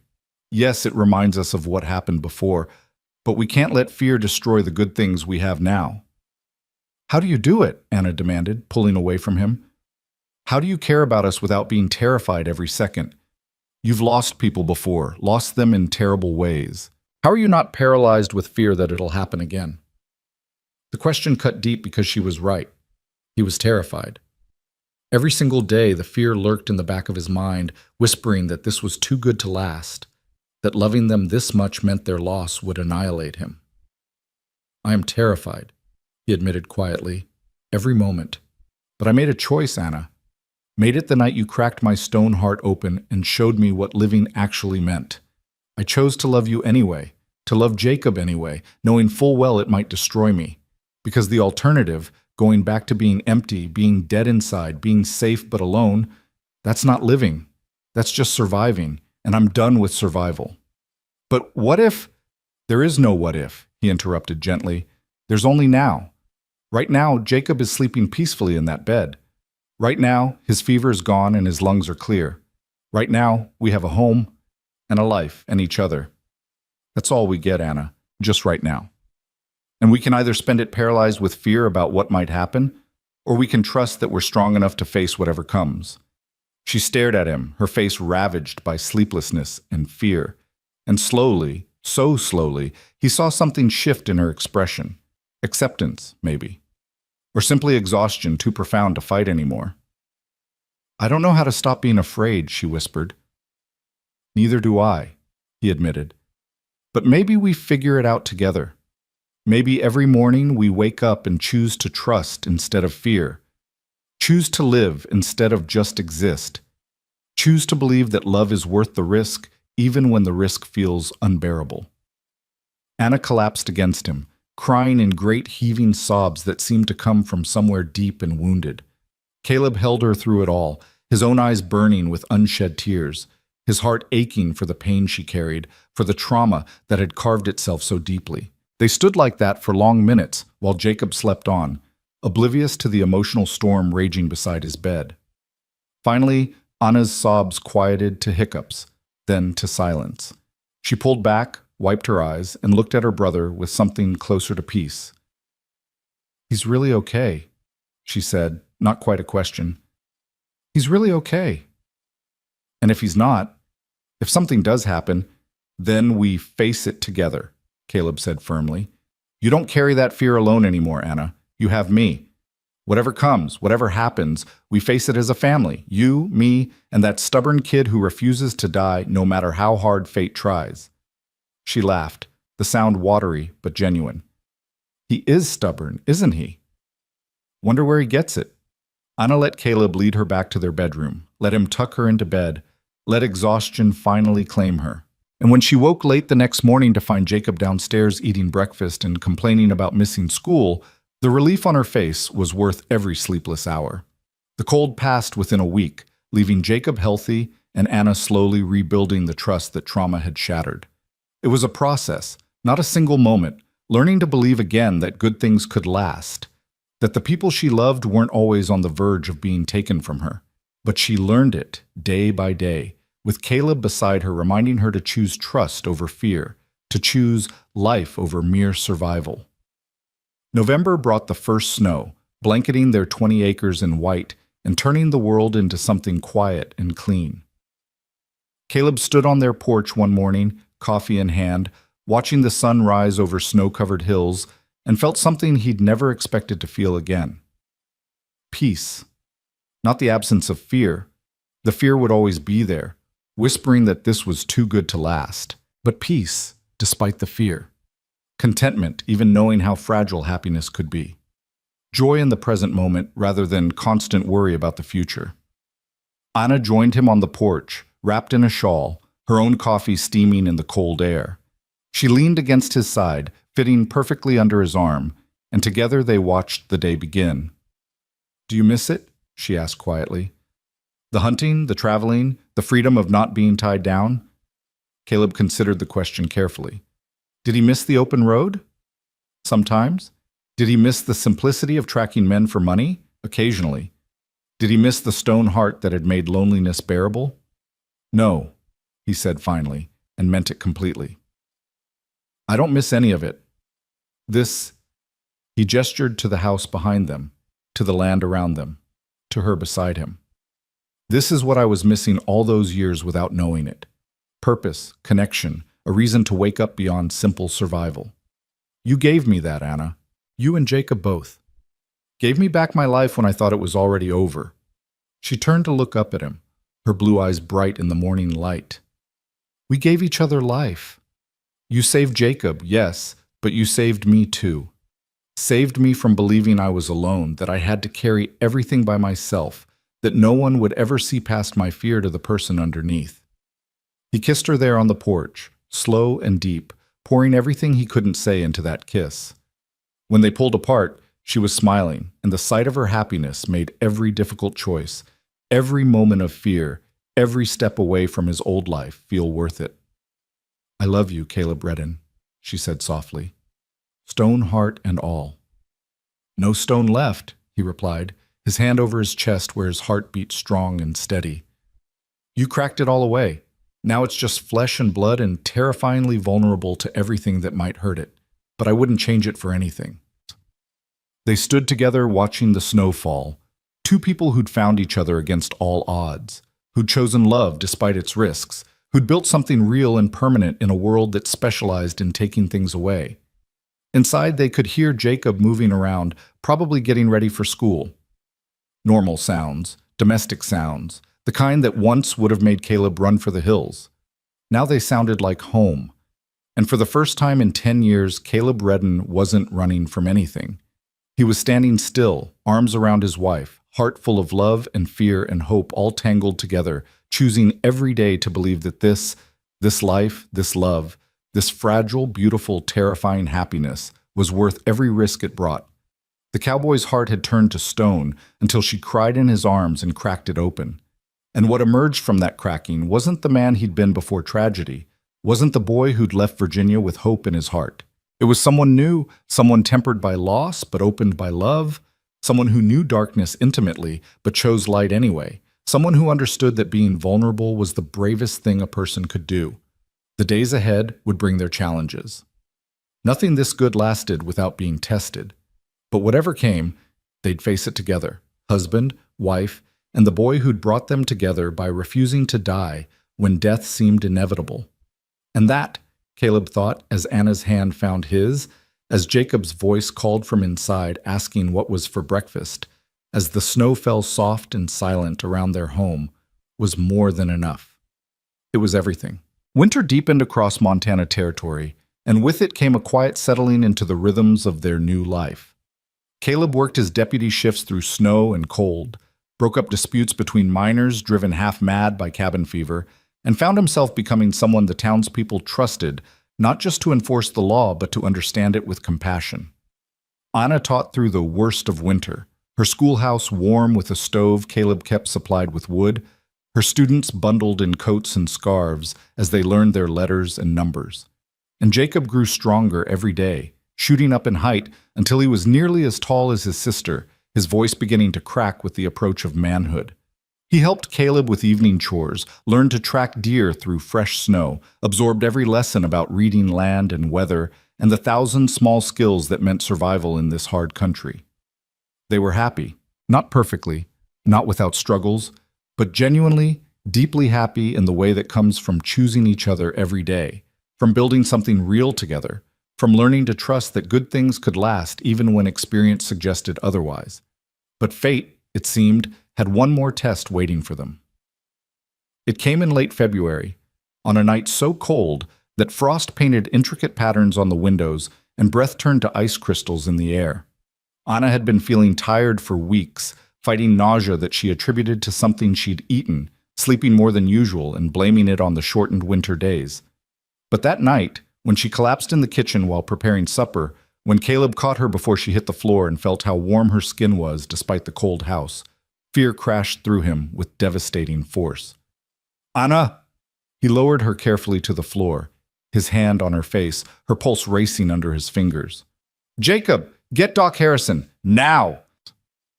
The boy ran without question, disappearing into the night while Caleb carried Anna to their bed. She was semi-conscious, murmuring words he couldn't understand, her body trembling. He'd seen this before. The fever, the weakness, the particular way illness could turn a healthy person fragile in moments. "Not Anna," his mind screamed. "Please, not Anna. Take anything else. Anyone else, but not her." Harrison arrived within 20 minutes, snow-dusting his coat, his medical bag in hand. He examined Anna with practiced efficiency while Caleb stood frozen beside the bed, watching the doctor's face for any sign of what was happening. "How long has she been feeling poorly?" Harrison asked, checking her pulse, listening to her breathing. "Weeks," Caleb managed. "Tired, nauseous. We thought it was just winter, maybe something she ate." "And you didn't think to call me sooner?"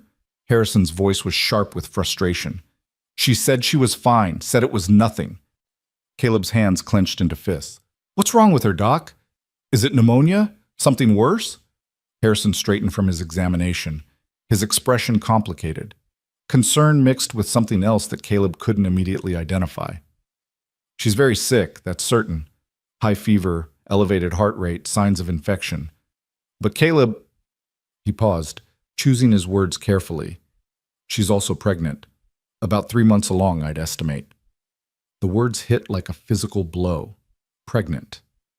Anna was carrying their child. They were going to be parents. The news should have been joyous, overwhelming in the best possible way.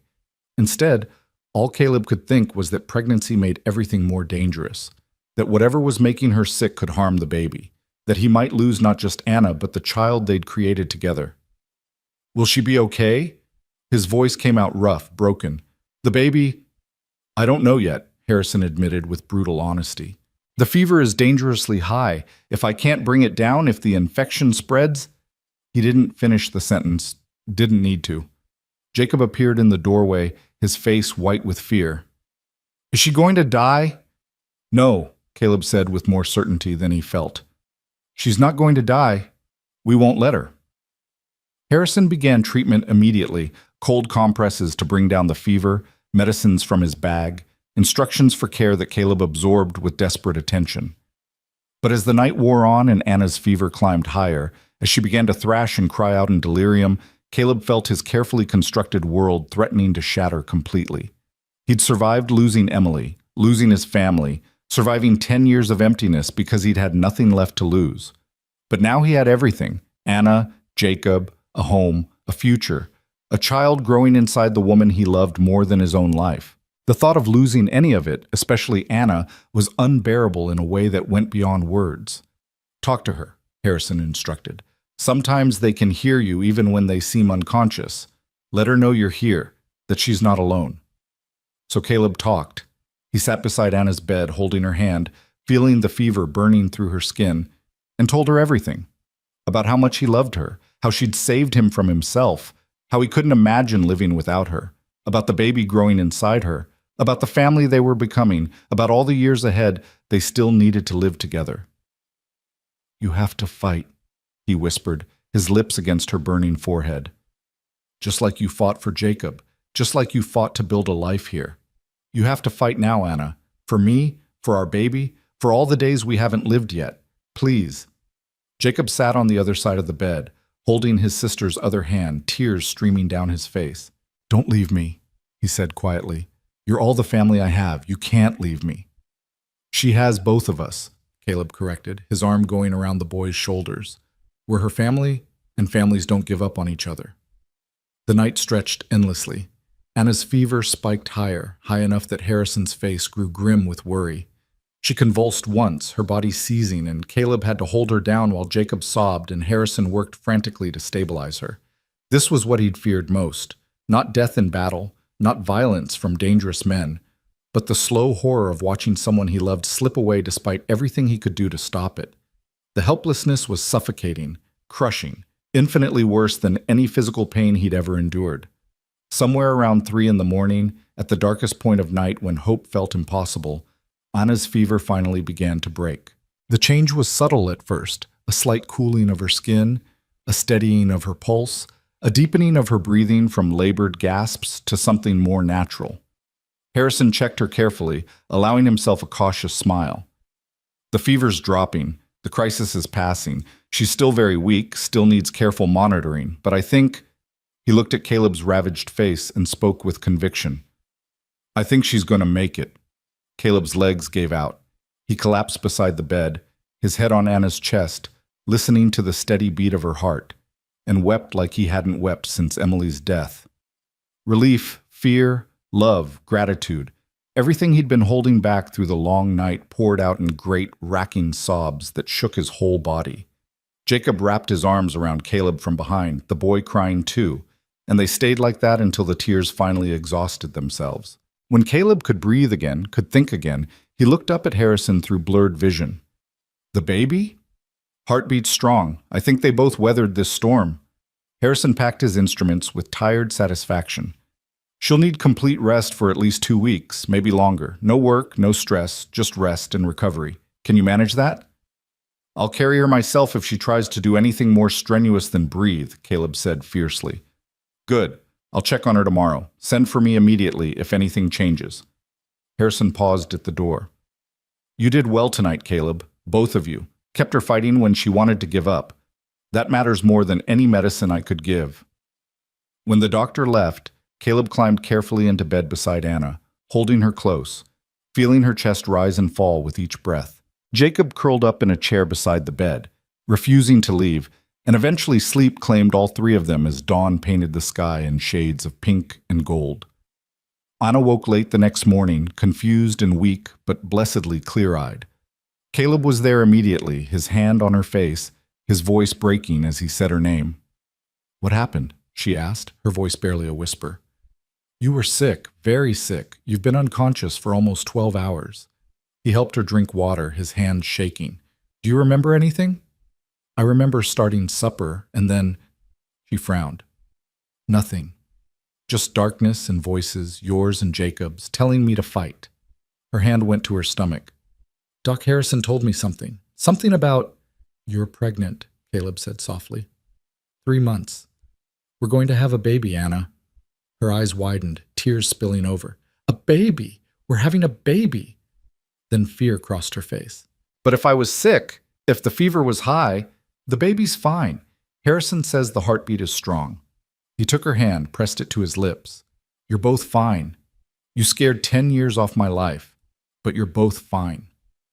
She started crying then, and Caleb held her carefully, mindful of how fragile she still was, while Jacob woke and scrambled to his sister's side. You came back, the boy said, his voice thick with emotion. I was so scared you wouldn't come back. I'm not going anywhere, Anna promised, touching his face. You're stuck with me, little brother. Not so little anymore, Caleb pointed out, noting Jacob's height. Kid's nearly tall as you now. Still my little brother, Anna insisted, then looked between them. Thank you for fighting for me, for not giving up. I heard you, both of you, pulling me back. Recovery was slow. Anna chafed at being confined to bed, argued that she needed to get back to teaching, insisted she was fine despite obvious exhaustion. But Caleb was immovable, enforcing Harrison's orders with gentle firmness, carrying her when she tried to do too much, reminding her that resting wasn't weakness but necessary care for herself and their baby. The news of the pregnancy spread through Redemption Creek like wildfire. Women brought food, offered advice, shared their own stories of pregnancy and childbirth. Men congratulated Caleb with backslaps and jokes about sleepless nights ahead. The town embraced them completely, celebrating their growing family as if it belonged to everyone. Sheriff Bridger hired a temporary teacher to cover Anna's classes, waving away her protests about the expense. "Town takes care of its own," he said simply. "You took care of our children, now we take care of yours." As winter thawed into early spring, Anna's strength returned gradually. Her belly began to show, the subtle rounding that announced new life growing. And with her physical recovery came emotional reckoning with how close they'd come to losing everything. One evening in March, when the snow had mostly melted and the first green shoots were appearing, Anna and Caleb sat on their porch watching the sunset. She leaned against him, his hand resting on her growing belly, and spoke the thoughts she'd been carrying. "I was so angry at first," she said quietly. "When I woke up and realized what happened, realized I could have died and taken our baby with me. I was angry at my body for failing, angry at fate for testing us again, angry that we can't just be happy without something terrible threatening to take it all away." "I know the feeling," Caleb said, thinking of his own rage at the universe for its cruelty. "But then I realized something." She turned to look at him, her blue eyes clear in the fading light. "Every terrible thing that's happened to us, every loss, every fear, every moment we thought we couldn't survive, those things made us who we are, made us strong enough to appreciate what we have, made us brave enough to love despite the risk. Doesn't make the terrible things hurt less." "No," she agreed, "but maybe it makes them meaningful. My father's death and debts brought me to Montana. Jacob's first illness brought you into our lives. My sickness reminded us how precious each day is. All of it, the pain, the fear, the near losses. All of it was part of the path that led us here, to this moment, to this family we're building." Caleb thought about that, about the long road that had brought him from Virginia battlefields to a Montana porch, about Emily's death that had turned his heart to stone, and Anna's tears that had cracked it open again. About 10 years of hunting men to avoid feeling anything, and the boy whose illness had forced him to feel everything. "I used to think the universe was cruel," he said slowly, "random and meaningless and designed to hurt us. But maybe—" He paused, the thought forming as he spoke. "Maybe it's not cruel. Maybe it's just complicated. Maybe every terrible thing carries the seed of something better, if we're strong enough to keep living, keep hoping, keep choosing love, even when love feels impossible." "That's beautiful," Anna said softly. Who knew the bounty hunter with the stone heart was actually a philosopher? "I'm not—" He stopped at her smile, realized she was teasing. "You're making fun of me." "Only a little." She kissed him, slow and sweet. "I love you, Caleb Redden. Every complicated, philosophical, formerly stone-hearted part of you." Jacob appeared from inside, having finished his evening chores. "Are you two being mushy again? Because I'm eating supper inside if you are." "We're always mushy," Anna informed him. "Get used to it. Once the baby comes, we'll probably be even worse." "Great," Jacob said, but he was smiling. "At least the baby will be too young to be embarrassed." They ate supper together, the three of them, talking about plans for the approaching spring. Jacob wanted to plant a garden, grow vegetables they could sell in town. Anna wanted to expand the house, add a room for the baby, and maybe another for Jacob as he got older. Caleb talked about buying more land, raising horses, building something that would last beyond their lifetimes. Dreams and plans, the kind that only made sense when you believed in a future, when you'd learned to trust that good things could last even when experience suggested otherwise. Spring arrived in earnest, painting the prairie in wildflowers and green grass. Anna's belly grew round and unmistakable, and with it came the particular discomforts of late pregnancy, swollen ankles, backaches, the inability to find comfortable sleeping positions. But she glowed with health and happiness, radiating joy that infected everyone around her. Caleb found himself touching her belly constantly, amazed by the life growing inside. When the baby started kicking, he'd spend hours with his hand pressed against her stomach, feeling those tiny movements, marveling that something so small could already be so strong. "What should we name it?" Anna asked one evening, the baby particularly active under Caleb's palm. "Haven't thought about it." "Liar. I've seen you thinking about it. What names have you considered?" He was quiet for a moment, thinking about names that mattered, about the people who'd shaped their journey. "For a boy, Jacob, after your brother, and because it means someone who struggles with God and prevails. Feels appropriate for this family." Anna's eyes filled with tears. "And for a girl?" "Grace," he said softly. Because grace is what we've been given, undeserved mercy, unearned second chances, love we didn't think we deserved. Grace is what pulled me out of darkness, what saved us both, what gave us this life." "Grace," Anna repeated, testing the name. "I love it. Grace Redden. Or Jacob Redden, if it's a boy. Either way, they'll be loved," Anna said firmly. "Loved and protected and taught that even when life is hard, even when terrible things happen, choosing love and hope and family is always worth it." The actual Jacob, listening from across the room where he was supposedly doing homework, spoke up. "You know I'm going to be insufferable if you name the baby after me, right?" "You're already insufferable," Anna replied sweetly, "but we love you anyway." Summer brought its own challenges. Anna grew huge, uncomfortable in the heat, tired of being pregnant and eager to meet their child. Caleb fretted constantly, watching her every move, driving her to distraction with his hovering concern. "I'm not made of glass," she snapped one particularly hot afternoon. "Women have been having babies since the beginning of time. I'll be fine." "I know you'll be fine," Caleb said, though his face suggested he believed no such thing. You just worry because that's what you do now. You've gone from the man who felt nothing to the man who feels everything, and you don't know how to find middle ground." She softened, taking his hand. "I appreciate the concern, truly, but you need to trust that I'm strong enough for this, that my body knows what to do, that we're going to be okay. What if something goes wrong? Then we face it together, just like we've faced everything else." She pulled him close, resting his hand on her enormous belly. "But nothing is going to go wrong. I feel it in my bones. This baby is meant to be here, meant to be ours. We've been tested enough. This time, everything is going to be perfect." She was right, though the labor when it came in late August was anything but easy. Anna's water broke just before dawn on a humid morning, and by the time Harrison arrived, she was already deep in labor's grip. Caleb wanted to be with her, wanted to hold her hand through the pain, but Harrison shooed him out of the room with stern instructions to boil water and stay out of the way. So he paced the main room with Jacob, both of them wincing at every cry from the bedroom, both of them feeling helpless and terrified. "Is it supposed to sound like that?" Jacob asked nervously after a particularly intense scream. "I have no idea," Caleb admitted. "But Harrison seems calm, so I'm trying to believe that's a good sign." Hours passed. The sun climbed higher, the day growing hot and sticky.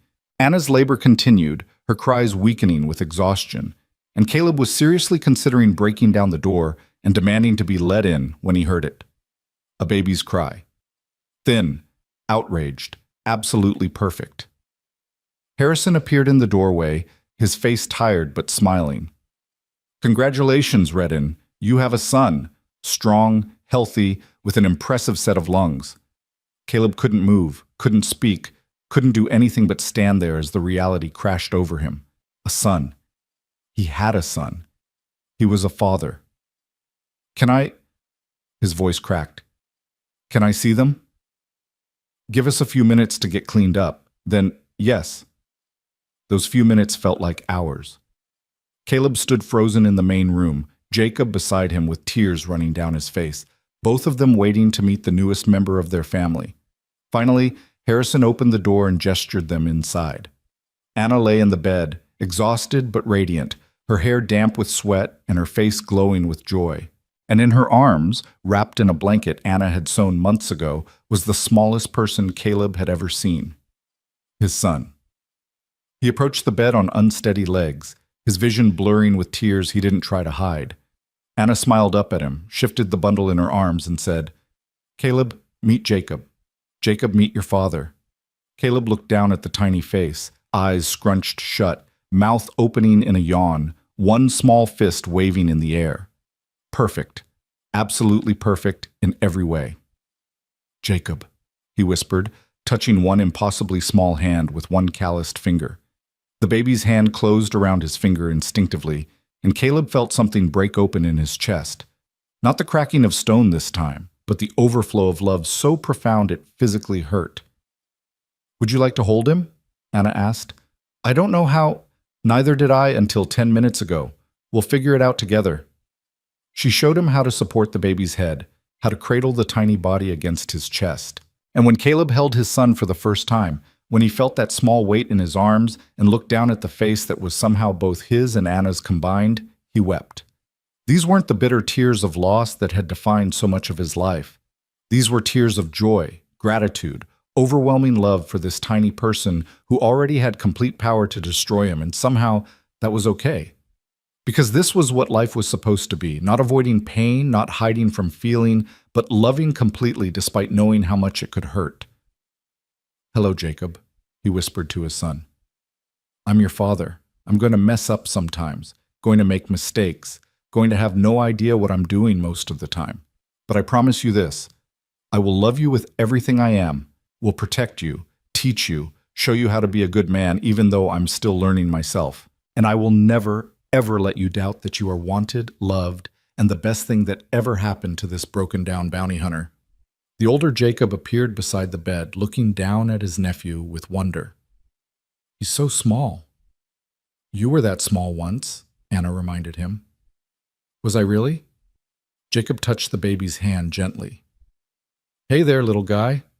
I'm your Uncle Jacob. We're going to have adventures together. I'll teach you to track, to ride, to be brave even when you're scared. And I'll tell you about your parents, about how your mother saved my life, about how your father rode through hell to save us both, about how they built this family through determination and love, and refusing to give up even when things seemed impossible. Caleb looked at Anna over their son's head, saw her crying happy tears, and felt something settle deep in his soul. This was it. This was what he'd been searching for through 10 years of emptiness, what he'd thought lost forever when Emily died, what he'd never believed he deserved. A family, a home, a future filled with love instead of loneliness, hope instead of despair, connection instead of isolation.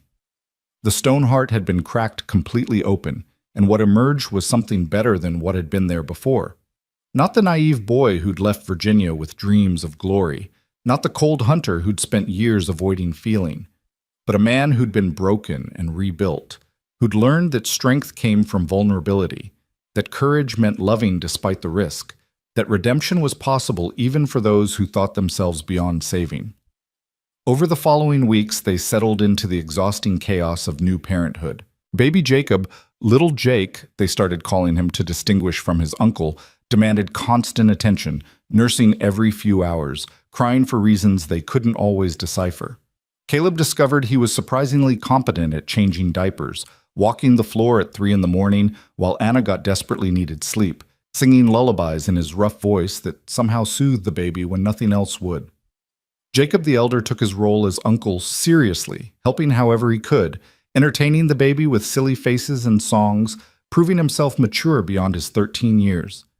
They were exhausted, overwhelmed, occasionally frustrated beyond words, but they were also happier than any of them had ever been. One cool September evening, when Jake was finally sleeping after a particularly fussy day, Caleb stood on the porch watching the sun set over the prairie. Anna joined him, slipping under his arm, both of them savoring the rare moment of quiet. "Do you ever think about how we got here?" she asked softly. "All the impossible coincidences, the near misses, the moments that could have gone completely differently." "All the time," he admitted. "If I hadn't stopped in Redemption Creek that day, if I hadn't been in the saloon when you asked Patterson for help, if I'd ridden out the next morning like I'd planned, we never would have met," Anna finished. "Jacob would have died. I would have been alone, and you'd still be out there hunting men and pretending you didn't have a heart. Instead, I'm here, deputy sheriff, husband, father, living in a house I built with my own hands, raising a family I never thought I'd have." He pulled her closer. "Feels like a dream sometimes, Like I'm going to wake up and discover it was all my imagination, that I'm still that cold-hearted bounty hunter drinking himself to death in some saloon. It's not a dream, Anna said firmly. It's real. We're real. And we fought too hard for this life to let doubt steal it from us. She was right, of course. This was real. The house, the family, the love that had rebuilt him from the inside out. Real and precious and worth every moment of fear it brought. I love you, he said simply, because some truths were too important not to speak aloud. I love you more than I knew it was possible to love someone. You saved me, Anna. Saved me from myself, from the stone heart that was killing me slowly. You and Jacob, and now little Jake, you're the reason I wake up every morning believing life is worth living. And you saved me, she replied. Saved me from loneliness, from believing I had to carry everything alone, from thinking I'd never find someone who saw me, really saw me, and chose to love what they found. She turned in his arms to face him. We saved each other, Caleb. That's what love does. It doesn't fix everything, doesn't make life easy or pain-free, but it gives you a reason to keep fighting, keep hoping, keep choosing joy, even when joy feels impossible. From inside, Jake began to cry, a thin, demanding wail that meant he was hungry and wanted attention immediately. Anna sighed but smiled. That's our cue. I'll get him, Caleb offered. You've been up with him all day. We'll both get him, Anna decided. We're in this together. Remember? They went inside together, moving toward their son's cries, and Caleb thought about how much his life had changed in just over a year. From the man who'd ridden into Redemption Creek with nothing but whiskey and emptiness, to the man who now had everything that mattered. The transformation hadn't been easy. He still had nightmares sometimes, still woke reaching for guns that weren't there, still struggled with the weight of love, with the constant fear that losing his family would destroy him more completely than any bullet ever could. The ghosts of his past hadn't disappeared. Emily still visited his dreams. His family's faces still haunted quiet moments. The men he'd killed still demanded accounting in the dark hours before dawn. But alongside the ghosts were new memories. Anna's smile, Jacob's laughter, Jake's tiny hand wrapped around his finger, the sound of his family moving through the house they'd built together. The knowledge that he'd been given something precious, something worth fighting for, something that made every risk worthwhile.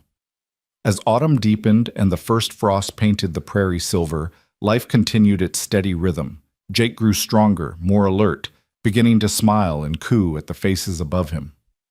Jacob started his final year of school, already planning what he'd do after graduation. Maybe become a doctor like Harrison, maybe run the ranch with Caleb, maybe head to college back east if they could afford it. Anna returned to teaching part-time, bringing Jake with her to school, the children delighted to have a baby in their classroom. And Caleb continued his work as deputy, keeping peace in Redemption Creek, slowly building a reputation not as the cold-hearted bounty hunter, but as a fair lawman who understood that most people weren't entirely good or entirely bad, just complicated humans doing their best. One October afternoon, Sheriff Bridger called him into the office with news. Territorial governor's creating a new marshal service. Wants men he can trust, men with experience but also integrity. He asked me to recommend someone for this district. Bridger paused. I recommended you. Caleb's first instinct was to refuse. The last thing he wanted was more responsibility, more time away from his family, more danger. But then he thought about what the job would mean. Bringing law to places that had none, protecting people who couldn't protect themselves, using his skills for something better than chasing bounties. I'll need to talk to Anna, he said finally. Of course. Job wouldn't start until spring anyway. Think about it, discuss it with your wife, let me know. Bridger leaned back in his chair. You're a good man, Caleb Redden. Took you a while to figure that out, but you got there eventually. Whatever you decide, I'm proud to have known you. That evening, Caleb told Anna about the offer over supper. She listened carefully, asked questions about the specifics, then set down her fork and looked at him directly. Do you want to do it? I don't know. Part of me does, feels like a chance to make a real difference, to do good work that matters. But part of me just wants to stay here, work the ranch, be with you and the boys.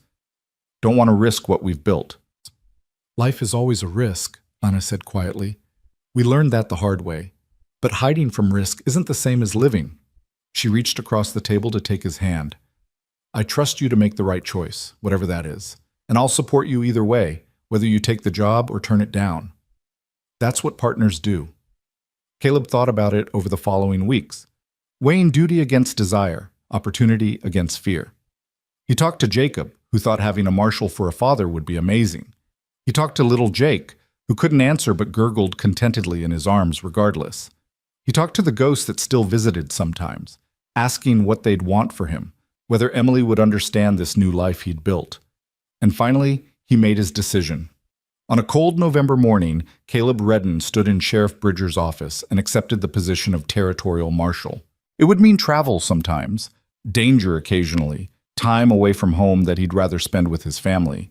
But it also meant protecting people, bringing justice to places that desperately needed it, using his skills for good instead of just for money.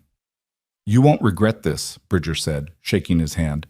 You're exactly the kind of man this territory needs. Hope you're right, Caleb replied.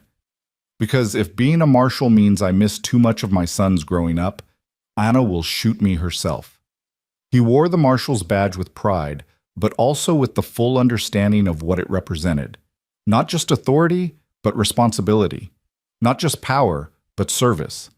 And he promised himself that no matter how difficult the job became, no matter how much danger he faced, he would never let it turn his heart back to stone. The cowboy's heart had been cracked open by love, and it would stay open. Vulnerable, yes. Capable of being hurt in ways that terrified him, absolutely. But also capable of joy, connection, purpose, all the things that made life worth living. Winter came again, their second winter as a complete family. On New Year's Day, exactly 1 year after their wedding, Anna and Caleb stood in the church while their friends and neighbors celebrated. Jake slept peacefully in Anna's arms, and Jacob stood beside Caleb with obvious pride. Hard to believe it's only been a year, Anna said softly, looking around at all the faces that had become family. Feels like we've lived a lifetime. We have, Caleb replied. Several lifetimes, actually. All of them leading to this moment. Reverend Matthews raised his glass in a toast. To the Redden family, proof that redemption is always possible, that love conquers even the hardest hearts, and that choosing hope over despair makes all the difference. May your second year together be filled with as much joy as your first.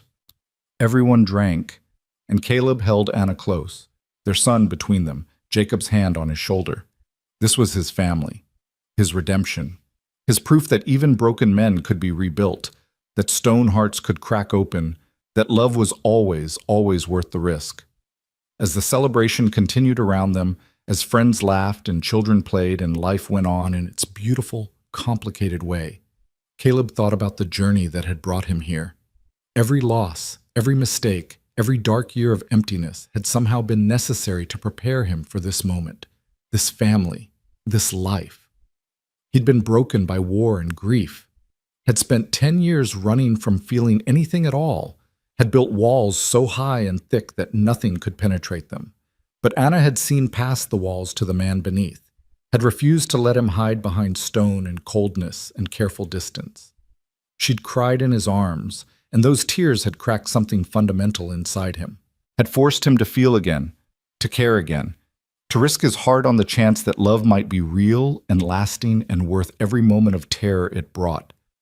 And in saving her brother, in building their home, in becoming a husband and father, Caleb had found the thing he'd been searching for without knowing it. Not just redemption, though he'd found that too, but purpose, meaning. A reason to wake up every morning and choose to live instead of just survive. The story could have ended differently, could have ended with Jacob dying in that cabin, with Caleb riding away from Redemption Creek and never looking back, with Anna alone and grieving and lost. Could have ended with any of 100 tragedies that had seemed inevitable at various points, but instead it ended here, with love and family and hope. With a man who'd thought himself beyond saving, proving that no one is ever truly beyond redemption. With a woman who'd lost everything, finding more than she'd ever dreamed possible. With a boy who'd nearly died twice, growing strong and healthy and surrounded by people who loved him. And with a baby who would grow up knowing only love, only safety, only the certainty that he was wanted and cherished. As midnight approached and the town prepared to ring in the new year, Caleb Redden stood on the church steps with his wife in his arms and his sons beside him, looking out over Redemption Creek with gratitude so profound it felt like prayer. He was home. Finally, completely, irrevocably home. Not just in a place, but in a life, in a family, in a heart that no longer needed to be stoned because it was surrounded by love strong enough to protect it. The church bells began to ring, marking the turn of the year, and across Redemption Creek people cheered and embraced and welcomed the future with hope. Caleb kissed Anna as the bells rang, and over the noise he whispered the truth they'd both learned through trial and terror and tremendous joy. "Thank you," he said simply, "for everything. For seeing me when I was invisible, for loving me when I was unlovable, for teaching me that hearts don't have to be stoned to survive the world's cruelty. Thank you for giving me a life worth living." Anna smiled through happy tears. "Thank you for being brave enough to let me, for choosing to stay when running would have been easier, for becoming the man I always knew you could be."